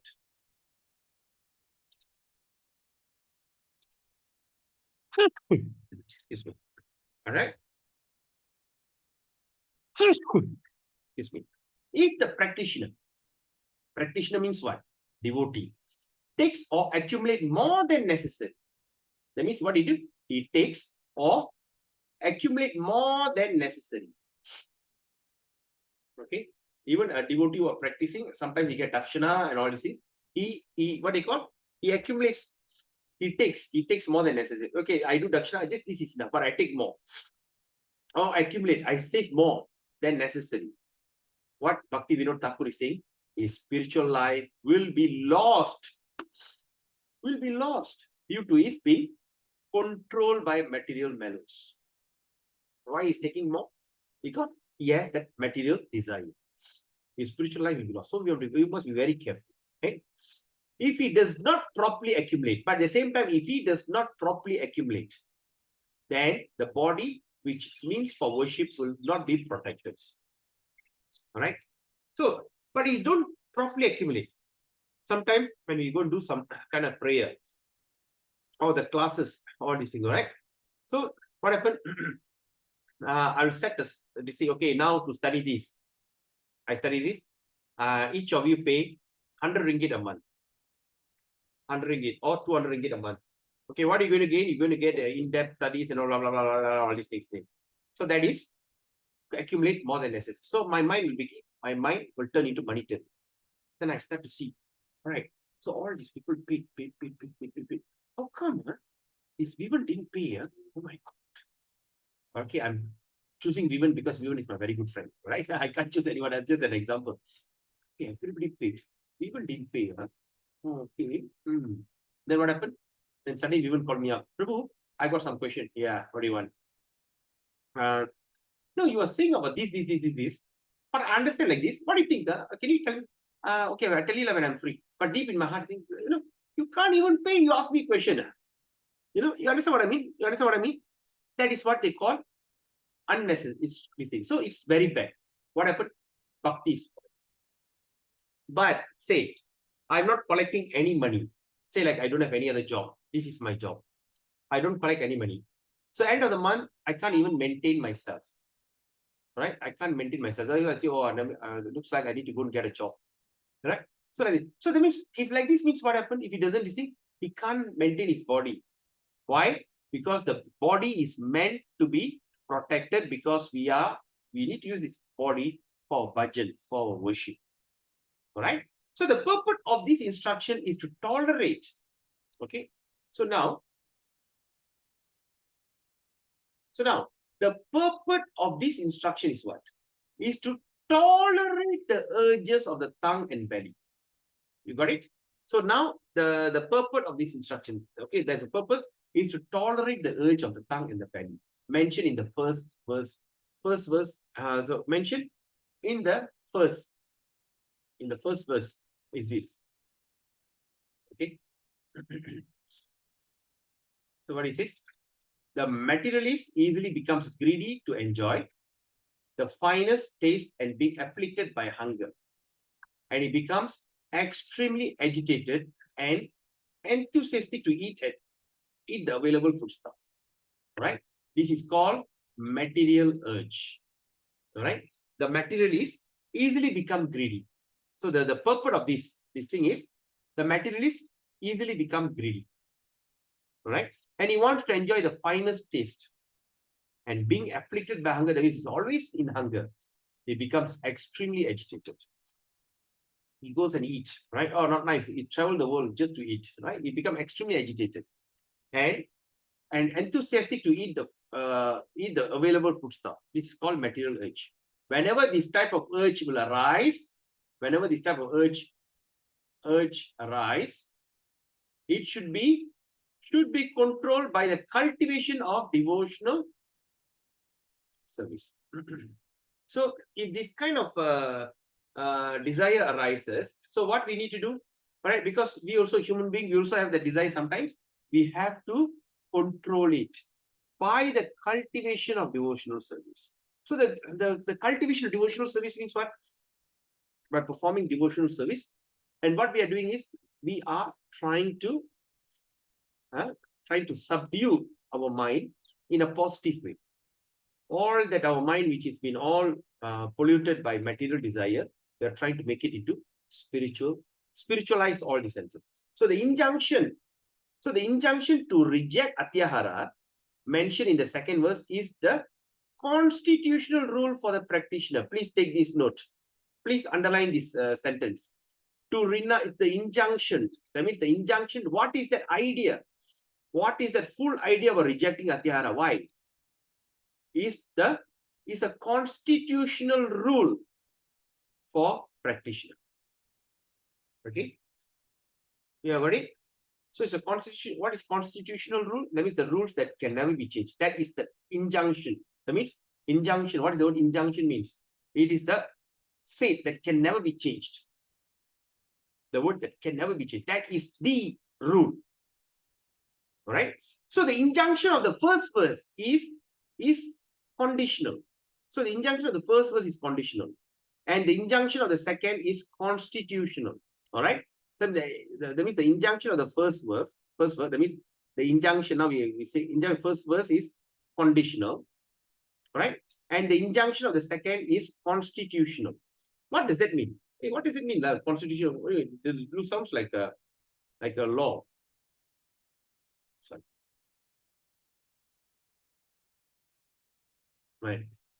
Right. Let me highlight again. Okay. That means the injunction of the first verse is conditional, and the injunction of the second is constitutional. What does that mean? The first verse is what? Vacho vegam manasa krodha vegam. It is conditional. All right. If you want to create devotee around the world, if you want to be very successful devotee, you should do that. Control the urge. Vacho vegam, the speak and all these things. Vacho. Okay, that's conditional. But the injunction of the second verse, Atyāhāra prayascha, it is constitutional. That means what? The first verse, you want you do it, if you don't also can. Because you are not interested in creating devotees all over the world, right?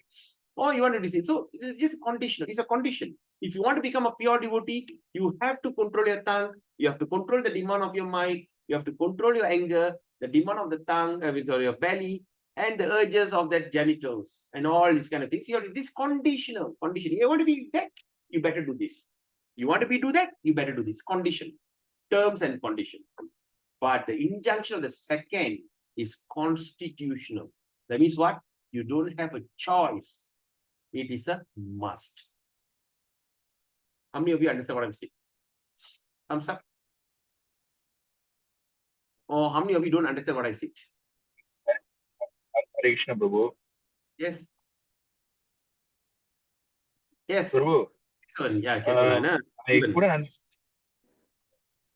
I just couldn't understand the injunction of the first verse conditional, the injunction of second verse is constitutional. Which verse the meaning conditional, which constitutional? I couldn't understand the meaning, and then I couldn't. Which verse? Hare Krishna Prabhu, can I put conditional as application and constitutional as necessary? No. You can't do that. Not necessary, it's a must. Prabhu, Okay. if you can repeat the whole thing again, Prabhu. Yeah, no, we even asked a question. He don't understand this, both conditional and constitutional. Then what is the Me third too, one? Prabhu. What is the third one he said? Vivan? Krishna Prabhu.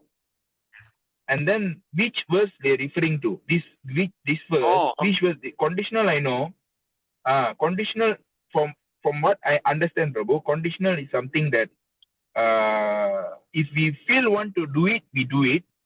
Constitutional is something that is compulsory. Is our swarupa, is our conditional occupation, constitutional occupation. So we must do it.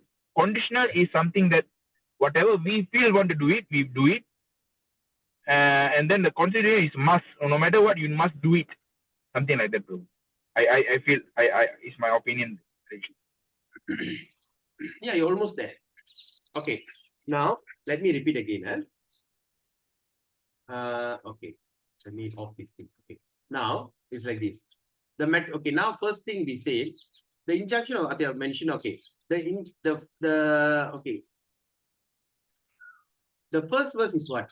Vacho vegam, manasa krodha vegam, jiva vegam, udara pasta vegam, etan vegan yo vishaheta dhiraha, sarvam apimam prithvim sasishya. That is condition. You don't confuse yourself. I know some of you are confused about the conditioned soul and non-conditioned soul. Any one of you became confused with that? Vaishnava Kripa Prabhu, are you confused with that conditioned soul and this condition? In fact, I was, I am. Okay, right. Because I also had that same confusion. See, okay, there's someone message coming in. Yes, Nanda Devi also felt the same thing. Great. Okay, good. Good you asked this question. See, Vacho Vegam Manasa Krodha Vegam. So this is a condition. We are not talking about that conditioned soul. What is that conditioned soul? The condition, I entered into this body, I became a man. I'm conditioned as a man. All right. We are not referring to that condition here. Please listen carefully. We are not talking about that condition. This condition is terms and condition. If you want to be a doctor, what is your terms and condition? If you want to go to a medical degree, you must have all straight A's. You must have the science subjects, right? Then after you graduate as a doctor, what is your condition? You have to do your houseman. That is your condition. All right. So that is conditional. So that means like some, they say, I don't want to do a houseman. Okay, I rather do locum in a private clinic. Then I migrate to overseas and I start to work there. You got it, Prabhu? So that means conditional means you can or not. Even a devotee also, you have a choice that to control your tongue.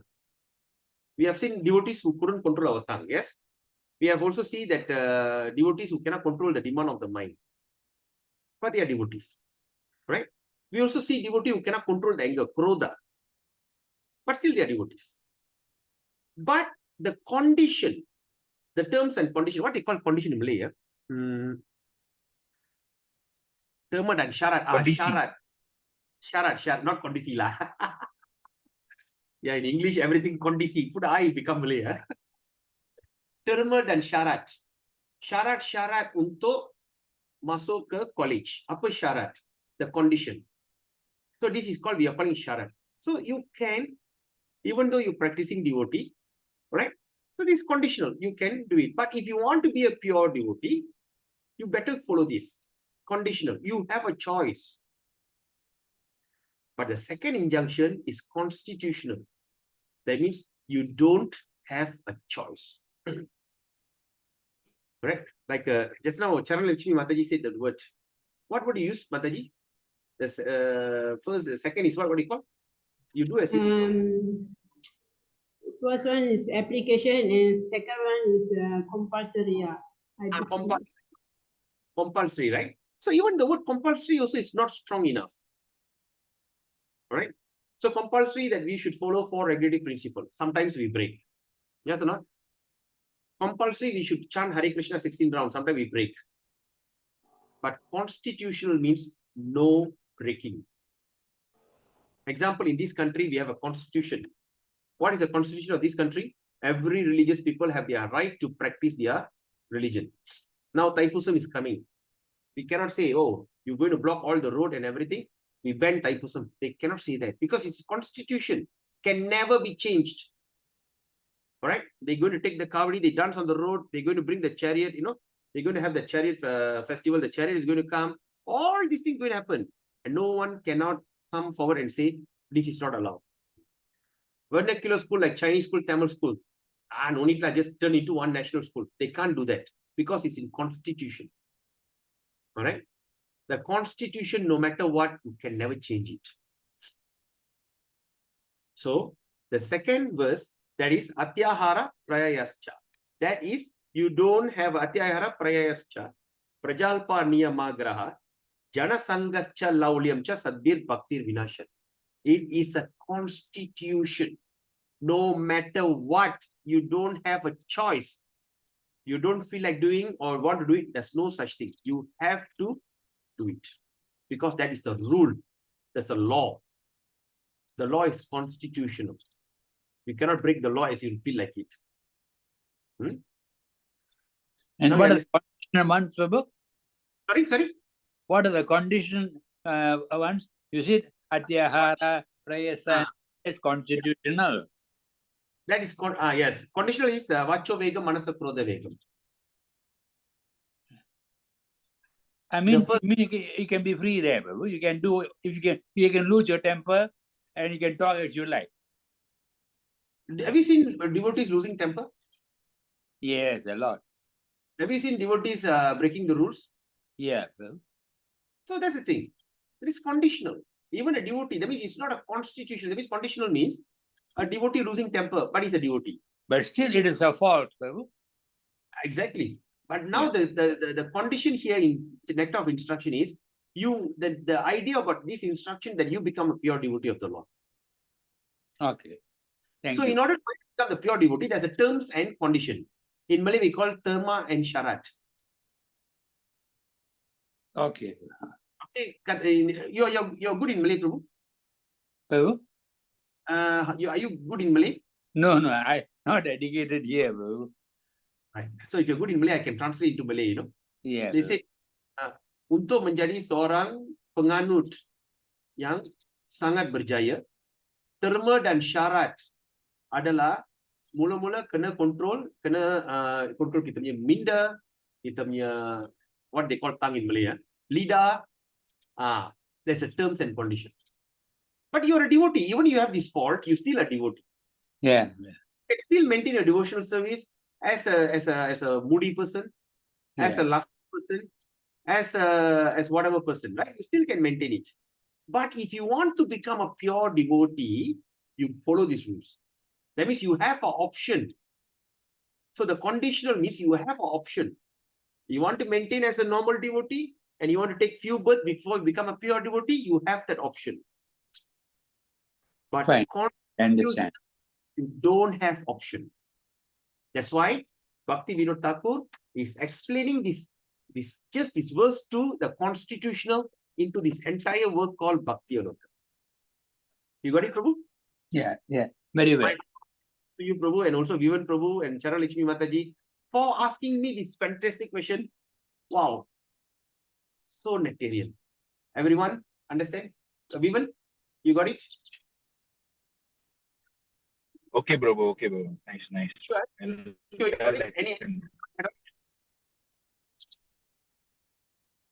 Okay, everyone? No, Prabhu. Okay, great. Very clear. Thank you. That's my goal. We make it very clear once and for all. So we understand. So when we go back to Atyāhāra, the first verse is conditional. That means if you want to become a pure devotee, you have a choice. I'm already become a devotee, which is very rare. I'm already chanting Hare Krishna even one round a day. I consider very rare. Yes. Right? I'm chanting one round a day, Prabhu. Yes, you have that. That's your option. Right? But as a mentor, as a devotee, as what they call as your guide, my job is to encourage you to go 16. I can give you all the reasoning why you should do 16, but you have a choice. Well, I still maintain one enough. Then I have to tell you some more. Hey, you are not happy. You are very happy. So I'm very unhappy. Why? Because you're not chanting 16 times. I feel why lah? I'm so frustrated. Sometimes I say, hey, Mataji, why you look so? Are you okay? Okay lah, Prabhu. Then I said, yeah, why you like that? Because you're not chanting 16 times. Try lah. It's your tongue, your beats, and your ears. You don't need to take kavadi. You do not need to take a milk pot. You do not need to roll on the ground. You don't need to walk on the fire.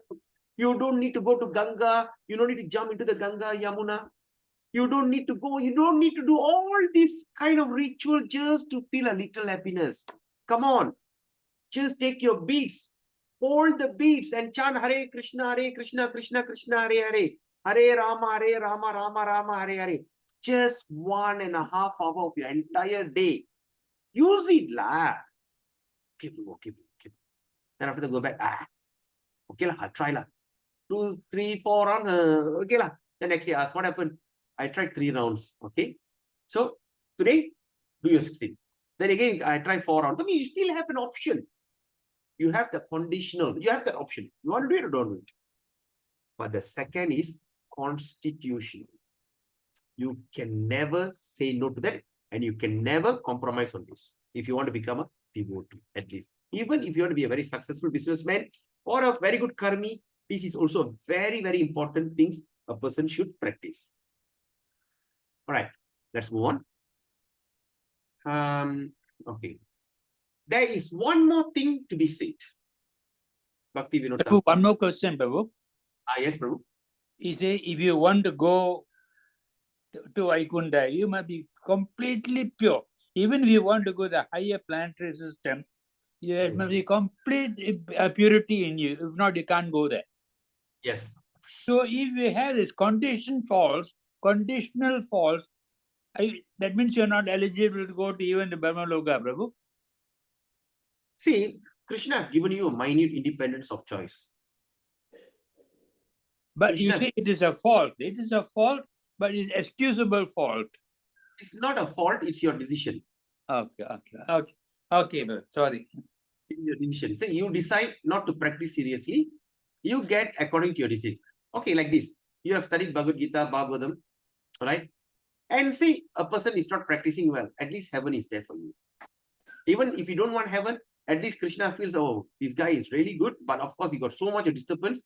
I rather don't send him to heaven. I rather send him to a family of a Brahmana. Let you born into a cultured Brahmana. And he continue from there. You know? Or sometimes when people read Bhagavad Gita because they want to go to heaven. Okay, given, granted, you study Bhagavad Gita, you do your 700 verses at least 10 times, your heaven is guaranteed.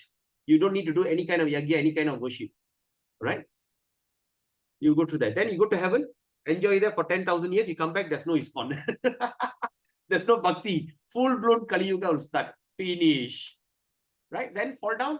You fall into a very rich and aristocratic family, and that's why start to what they call drown in this material existence. So you have a choice. The conditional means you have a choice because Krishna has given us the minute independence. 18.63, is it? Is it the verse 18.63 in Bhagavad Gita? Let me see. Yeah. 1863, what Krishna says?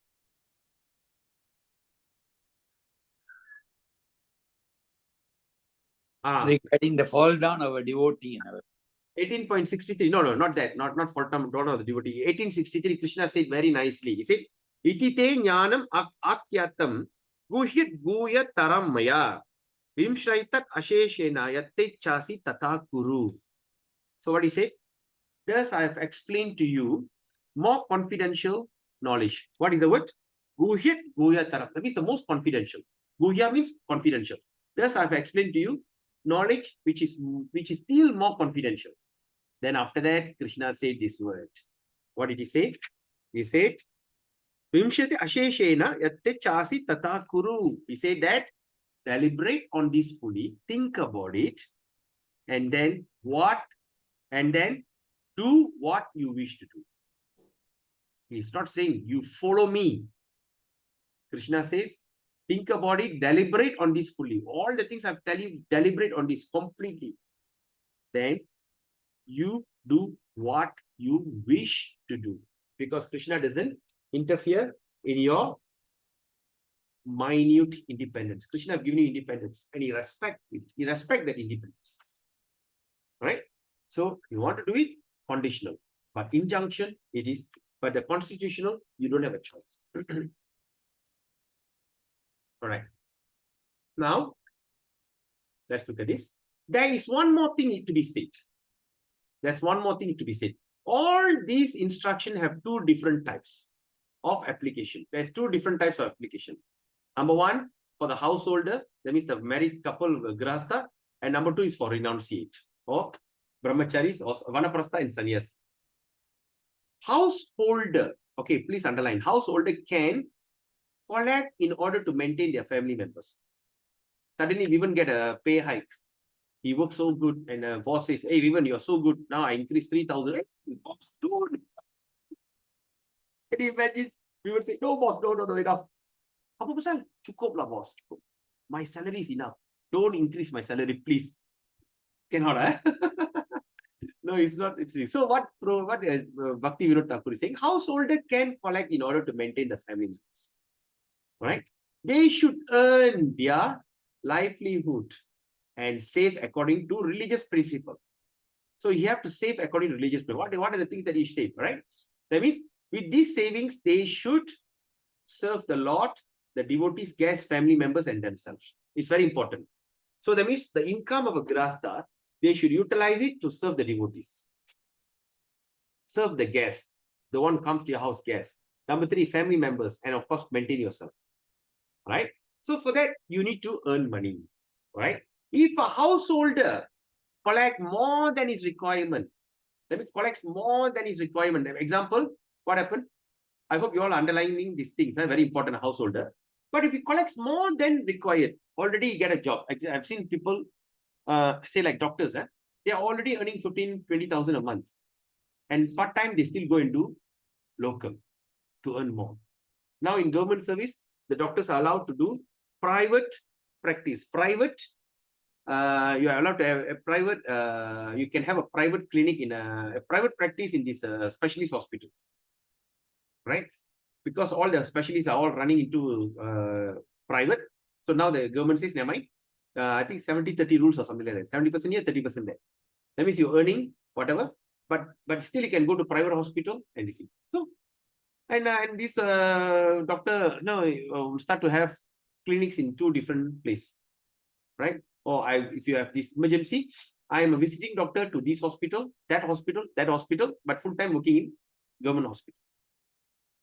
And actually that person have to work almost 24 hours a day. What is the point? That is Atyāhāra. That is not allowed. Collect more than his requirement. What happened? If this thing will become an impediment in his devotional service, it's going to be a big stumbling block in your this thing, in his stumbling block in his achieving the Lord's mercy. So saving too much and earning too much are both Atyāhāra. Mark this word. Saving too much and earning. What's happening?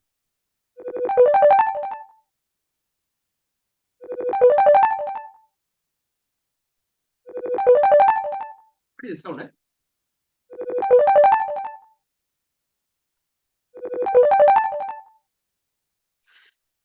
Prabhu, your call, I think you call, Prabhu. What call? I don't have a call. Your phone is being here, Prabhu. Huh?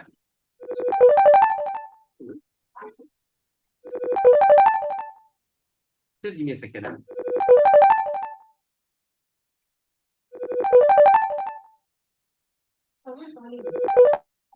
Who's calling? Just give me a second. Stop. Okay, where was I?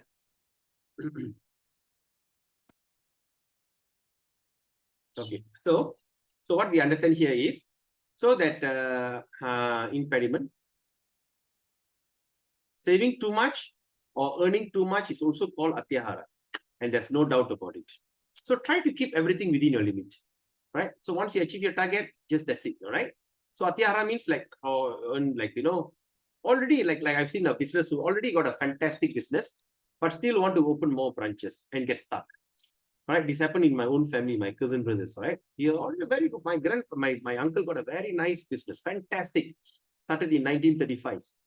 Right? In just a matter of another 10 years, it's going to be 100 years old business. But these young fellas say, oh, I need to open branch, finish. Now he's having a crazy, he's having a horrible nightmare. So all these are no good, right? So but that is for grasta. You understand? That means you should earn money to maintain your family and to maintain your guests, devotees, and all these things according to the religious principle. All right. At the same time, collecting more than requirement is one house not enough. I buy 5 houses. It's all considered Atyāhāra. Okay, which is no good, and there's no doubt about it. And now, secondly, the renunciate. Okay, the sannyasi or vanaprastha, the renunciate, will not collect at all. The renunciate will not collect at all. Okay, if he is not satisfied, I mean, he does not collect at all. The sannyasi will not collect. And if he is not satisfied by the alms he obtains every day, then he is guilty of Atyāhāra. You got it? So what does it mean? So that means, see, for instance, the sannyasi, all right, how they survive? They survive by begging. They go and ask for alms, ALM, where's the word? ALMS, all right, alms. That means go and beg, go to every house, give me some grains, give me some vegetable, so they can offer to Krishna to eat, all right? And it's very auspicious for people to give charity to these devotees, all right? So, but after he collect and he's not satisfied, you know, oh, look at that house, such a big house, you only give me a half cup of rice. Oh, such a miser. When the person think like that, he's also become a guilty of Atyāhāra. After getting nice food stuff, now after getting nice food stuff, if he eats more than he needs, already eat nice food stuff, then some more cannot tahan, just add one more, then he is guilty of Atyāhāra. Can you see that? Please underline all these things. Already eaten, you must be satisfied. I want more. Like sometimes after eat, go out and go for chendol or go for ice kacang. Not enough. Want to indulge some more. All right. All these things called Atyāhāra. All right. So consider Atyāhāra. So these facts carefully, and after giving up Atyāhāra, okay, let me see now. Okay. Therefore,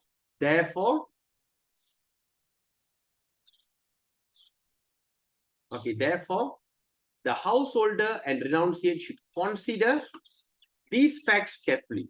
They must consider these facts very carefully, and after giving up Atyāhāra, when they engage in devotional service, they will attain.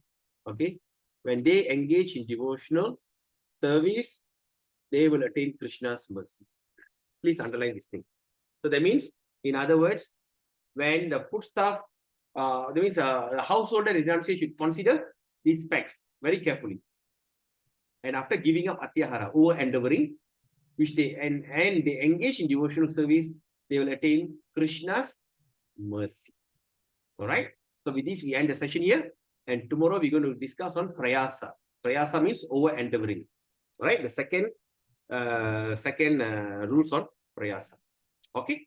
So, any questions? Hare Krishna Prabhu, let's say if someone collects more than required, he keeps certain amount and donate, give donations the rest of the money. See, in order for you to collect more than necessary, you need to do prayasa. You need to over endeavor. You need to work even harder. All right. Okay. In order for you to work harder, you're going to waste your time. That's going to be tomorrow's topic, prayasa. Okay, why not?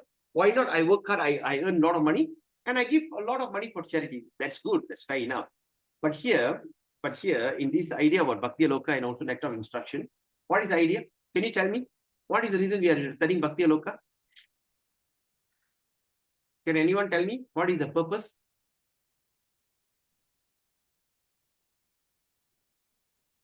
What happened? So increase our devotional part.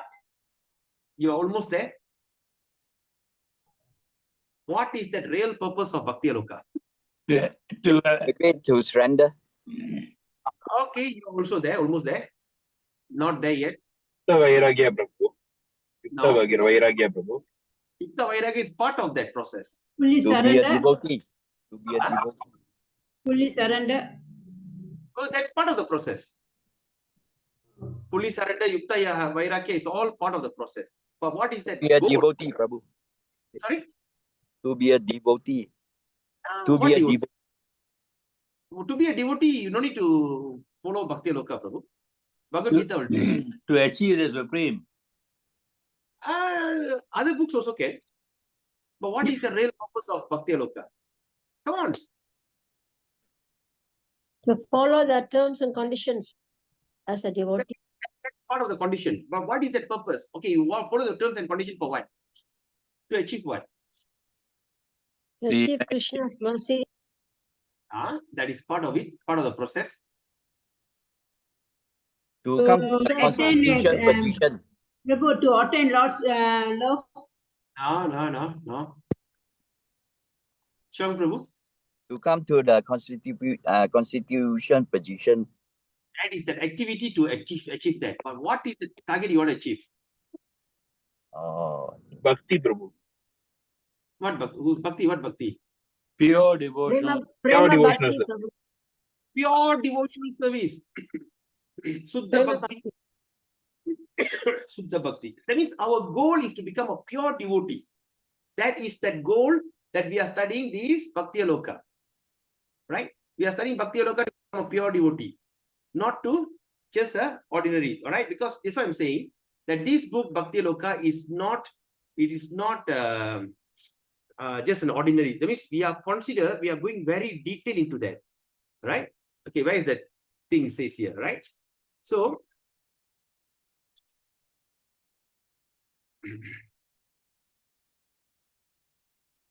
all right, the verse is here.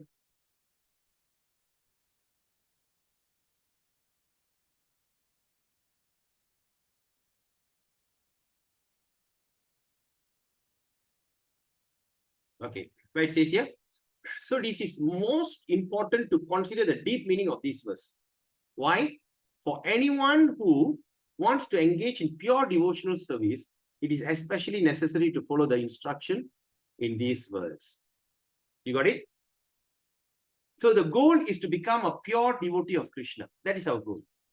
And secondly, for one who neglects to follow this instruction, okay, attaining a devotion to the Lord Hari is extremely rare.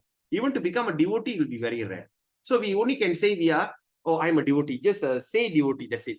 But your devotee won't be there. We are hereby elaborating the meaning of this verse. So thereby we are elaborating, we are elaborating this verse for benefit of those who have strong desire to attain what? Pure devotional service. Now you got it? Yes, Prabhu, Okay. thank you. Yes. Very enlightening. Huh? What is that, Prabhu? Yeah, it's really enlightened everything. I mean, this like a light. Darkness. So the reason that we are studying Bhaktiyaloka, all right, we just don't want to be like any other ordinary devotee, but we want to be a pure devotee, right? But is it Bhaktiyaloka? Is it okay to start with everyone? Maybe it's Krishna's mercy that made this. Nanda Devi Mataji, Karpia Saras Mataji, Rusanchang Mataji, Rajina Mataji, and Sheila, and Sadguru Mataji, all of you are here. Charan Lakshmi Mataji have taken initiation, Vaishnava Kripa Prabhu have taken initiation, Chang Prabhu have taken initiation, right? Maybe all our others are the same. So even after initiation also, still sometimes we struggle to follow the rules and regulations, right? So maybe this is what you are the selected person, and those who are going to listen this in YouTube, right? But of course, according to the survey, they found out people just watch first 10 minutes. That's it. Very rare people watch the entire series. So you understand. So why did I come to this topic? Yeah, Charanlishmi Mataji, as you said, we are not here just to become an ordinary bhakta or sadhaka. Here we are talking about achieving Suddha Bhakti. And whether I'm doing the right thing or not, it's all Krishna's blessing and by mercy of spiritual master and all the acharyas. Let's do it. You got it? Yes, Prabhu. Yes, Chang Prabhu. Chaitanya Prabhu, yes. This just now you're mentioning the art of this Yukta Vairagya. It seems to be it seems to be classified for the higher wisdom devotee. Is sometimes this topic of Yukta Vairagya we might misuse. I mean, certain aspect you did point out, but I just wonder whether there's a art of doing this I will perform this Yukta Vairagya. it's quite sometimes I think I had before, but of course somehow or other it's not. Actually, it's not. I thought it is, but it's not. You see, sometimes. So we have to understand this Yukta Vairagya condition or constitution or whatever it is. Okay, now it's How- like this. Right. Yukta Vairagya can be divided into two. Number one, you as a full-time devotee renunciate, right? You are a brahmachari, or you're staying in the temple full time. You're serving full time. So everything is taken care by the temple. Okay, everything taken care by the temple. And say like someone come and give you one car. Someone come and give you a car, right? Chaitanya Prabhu, you're doing a great service. You're driving a small car, not good. Now I get for you one Toyota Vios. Okay. So once once someone come and offer the car to you, you are the person who are very renunciate. You are totally out of this. That means you're so renunciate. Your mind is fully in Krishna conscious. You're not interested. But of course, in your temple, you only got one small kanchin, right? So what do you do when someone come and offer you? Okay, say I come and offer you one car. I give you one Toyota Vios. Please take it. So what do you need to do? Yukta Vairagya means you accept that gift and you utilize for service of the Krishna. You got it? You are taking, even he's giving you such a grand car, you're going to take it for the service of Krishna. Someone come and give you an Apple iPhone or Apple computer. You accept it and you take it to utilize for service of Krishna, not to watch TikTok or Facebook or utilize all the latest gadget in your phone to have fun. So when you utilize whatever given to you for the service of Krishna, is called Yukta Vairagya. All right. Secondly, if you are a grahastha, you are a married man. So you have a house. You have a house. In your house, maybe you may have a big house. Considering you're not staying in a small hut or just a small terrace. Maybe you live in a bungalow, example. And all that in your bungalow is fully equipped with latest things like air condition. You got a water heater, air condition. You have all the luxury in the house. All right. So what are you going to do? How are you going to apply Yukta Vairagya? So Krishna have given you this benefit, and I'm utilizing this benefit for the service of Krishna. So that means I am the person who can't take heat, and I am sleeping in the aircon, so next day I can wake up very fresh so I can serve Krishna.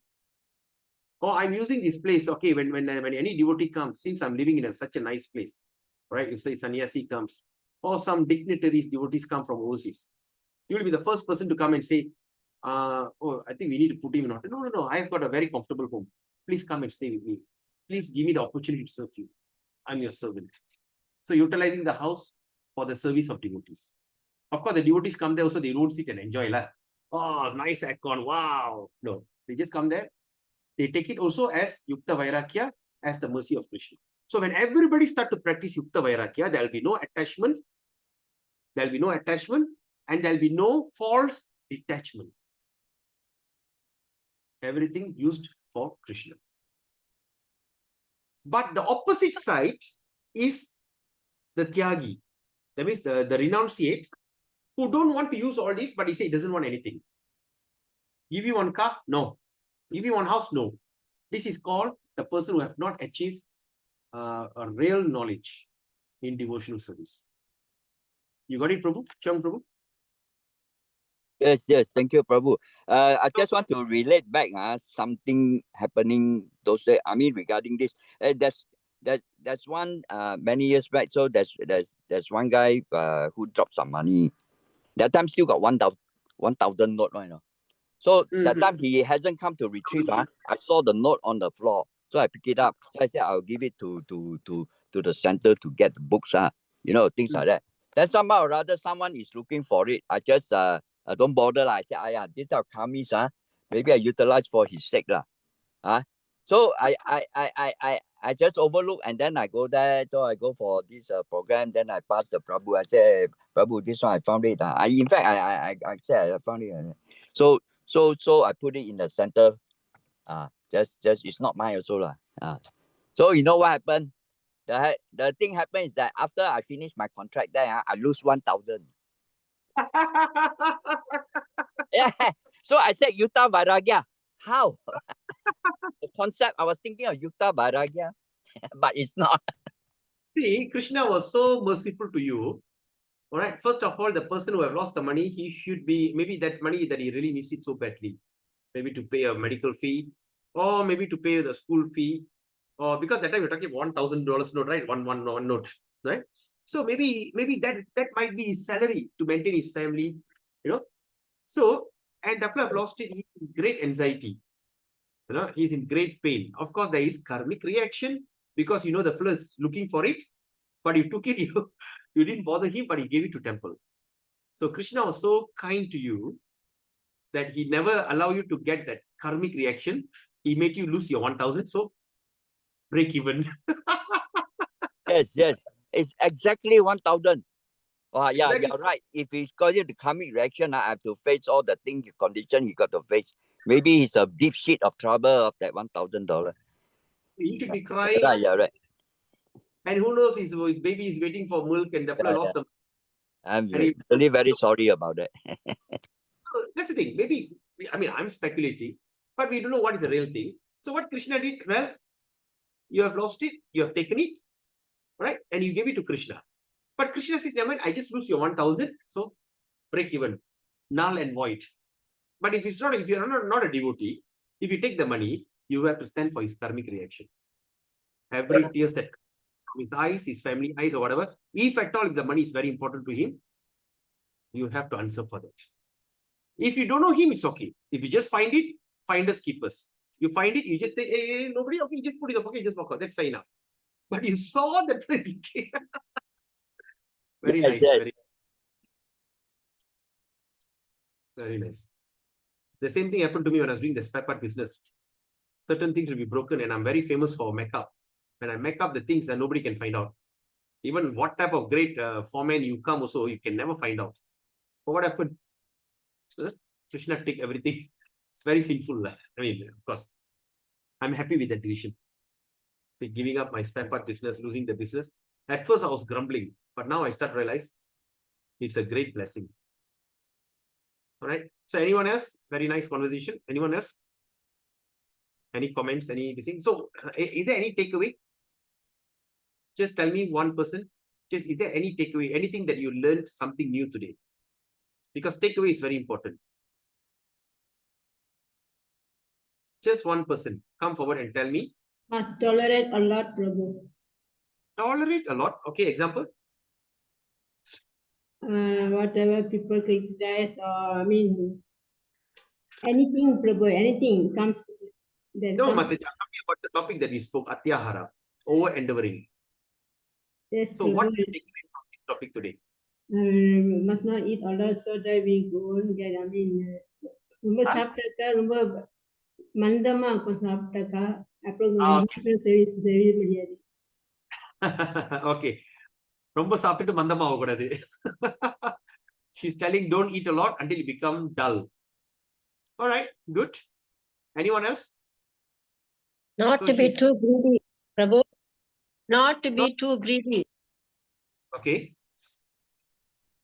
How? Where property is concerned, or money earning, or food.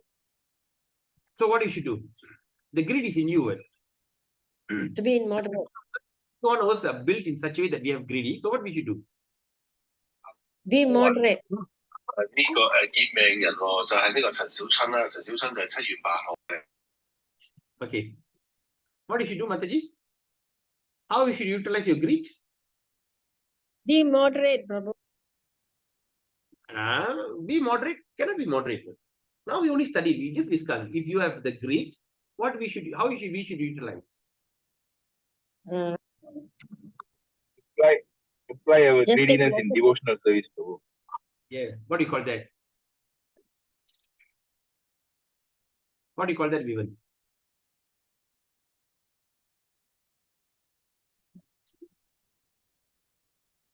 Laulyam, What do you call that? Prabhu. Laulyam.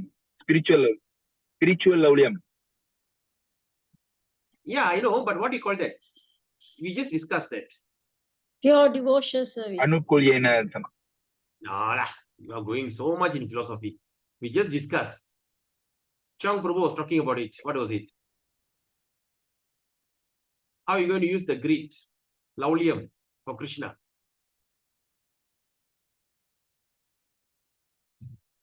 How you can make your greed positively? How you can use your greed positively? Help others. Now, we didn't speak about helping others. Alama. Nanda Devi Mataji. Except for the Lord's activities for his services. So what is the term we call that? Yukta Vairagya. Exactly, Yukta Vairakyam. So Sadguna Mataji, the greed is there, right? And you cannot control the greed. But when you get it, use it for Krishna, is Yukta Vairakyam. You got it, Mataji? Very nice, Yes. very nice. Yes. So Yukta Vairakyam. Yukta Vairakyam is very important. Because over endeavoring, sometimes we cannot control ourselves. Now we can tell we are sitting here, we are having a discussion. Okay, la, like that. See, like for instance, when I'm doing my training, right? I think 2 or 3 people is enough. But suddenly 10 people come, will I say no? Right? For my forex trading, people come. I'm charging some, right? Just 4 people, 5 people is enough. I can survive for next 2 months, 3 months. But what happens? Suddenly 10 people come. What happens if 20 people come? Big money. So greed is there. Laulyam is there. Greed is laulyam. We also study that. We also go through that later. So what we're going to do? Utilize for Krishna. Yukta Vairakyam. As long we have Yukta Vairakyam in our art, in our thinking, in our activity, we are always safe. Yukta Vairakyam. And how to practice Yukta Vairakyam? We have to see everywhere as Krishna's mercy. The sight that I'm seeing is Krishna's mercy. Some kind of nice, see, like there's a bird chirping there. So it's so soothing to my ears. Krishna's mercy. All right? When I see anything, when I feel something, when I feel a cold breeze. So when you start to see everything as Krishna's mercy, all right, nothing that you have in your possession is you're going to enjoy. The question is, don't enjoy what you have because you're going to get attached. You're going to get stuck. Because you know why? Because you have that feeling for millions of births. And somehow or other now it's getting purified. While the thing is getting purified, pop, you go back, finish. Say like for instance, you want to give up on bad habit. Right? You've been controlling. Okay, example like coffee. I know people are addicted to coffee. I shouldn't drink coffee. Control. Okay, 1 day, 2 days, 3 days. Wow, 10 days without coffee. I cannot believe, man. 15 days, 16, 17, 18, 19 days. I'm already control for 9 days. Why don't I just take 1 shot of cappuccino? Finish.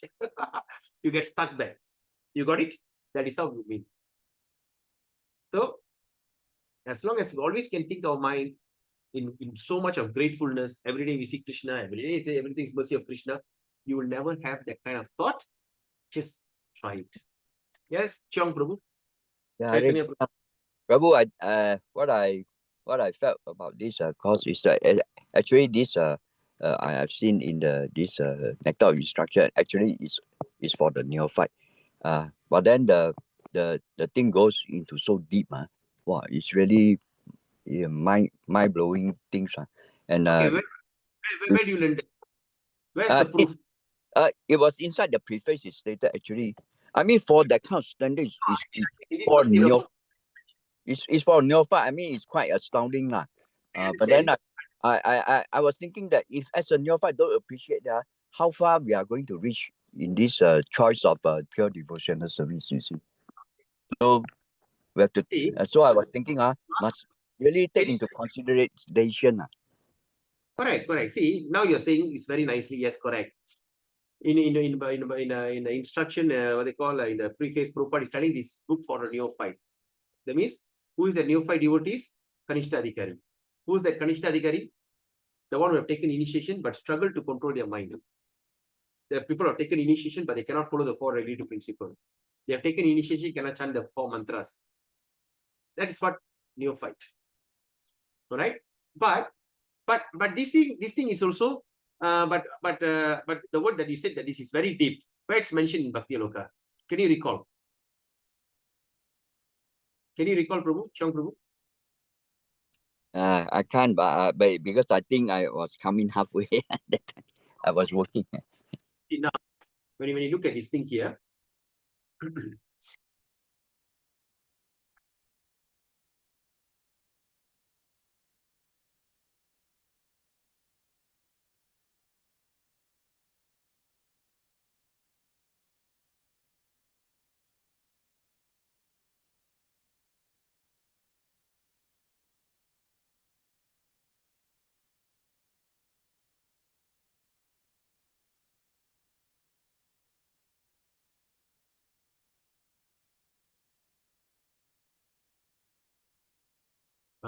Let's look at this paragraph here.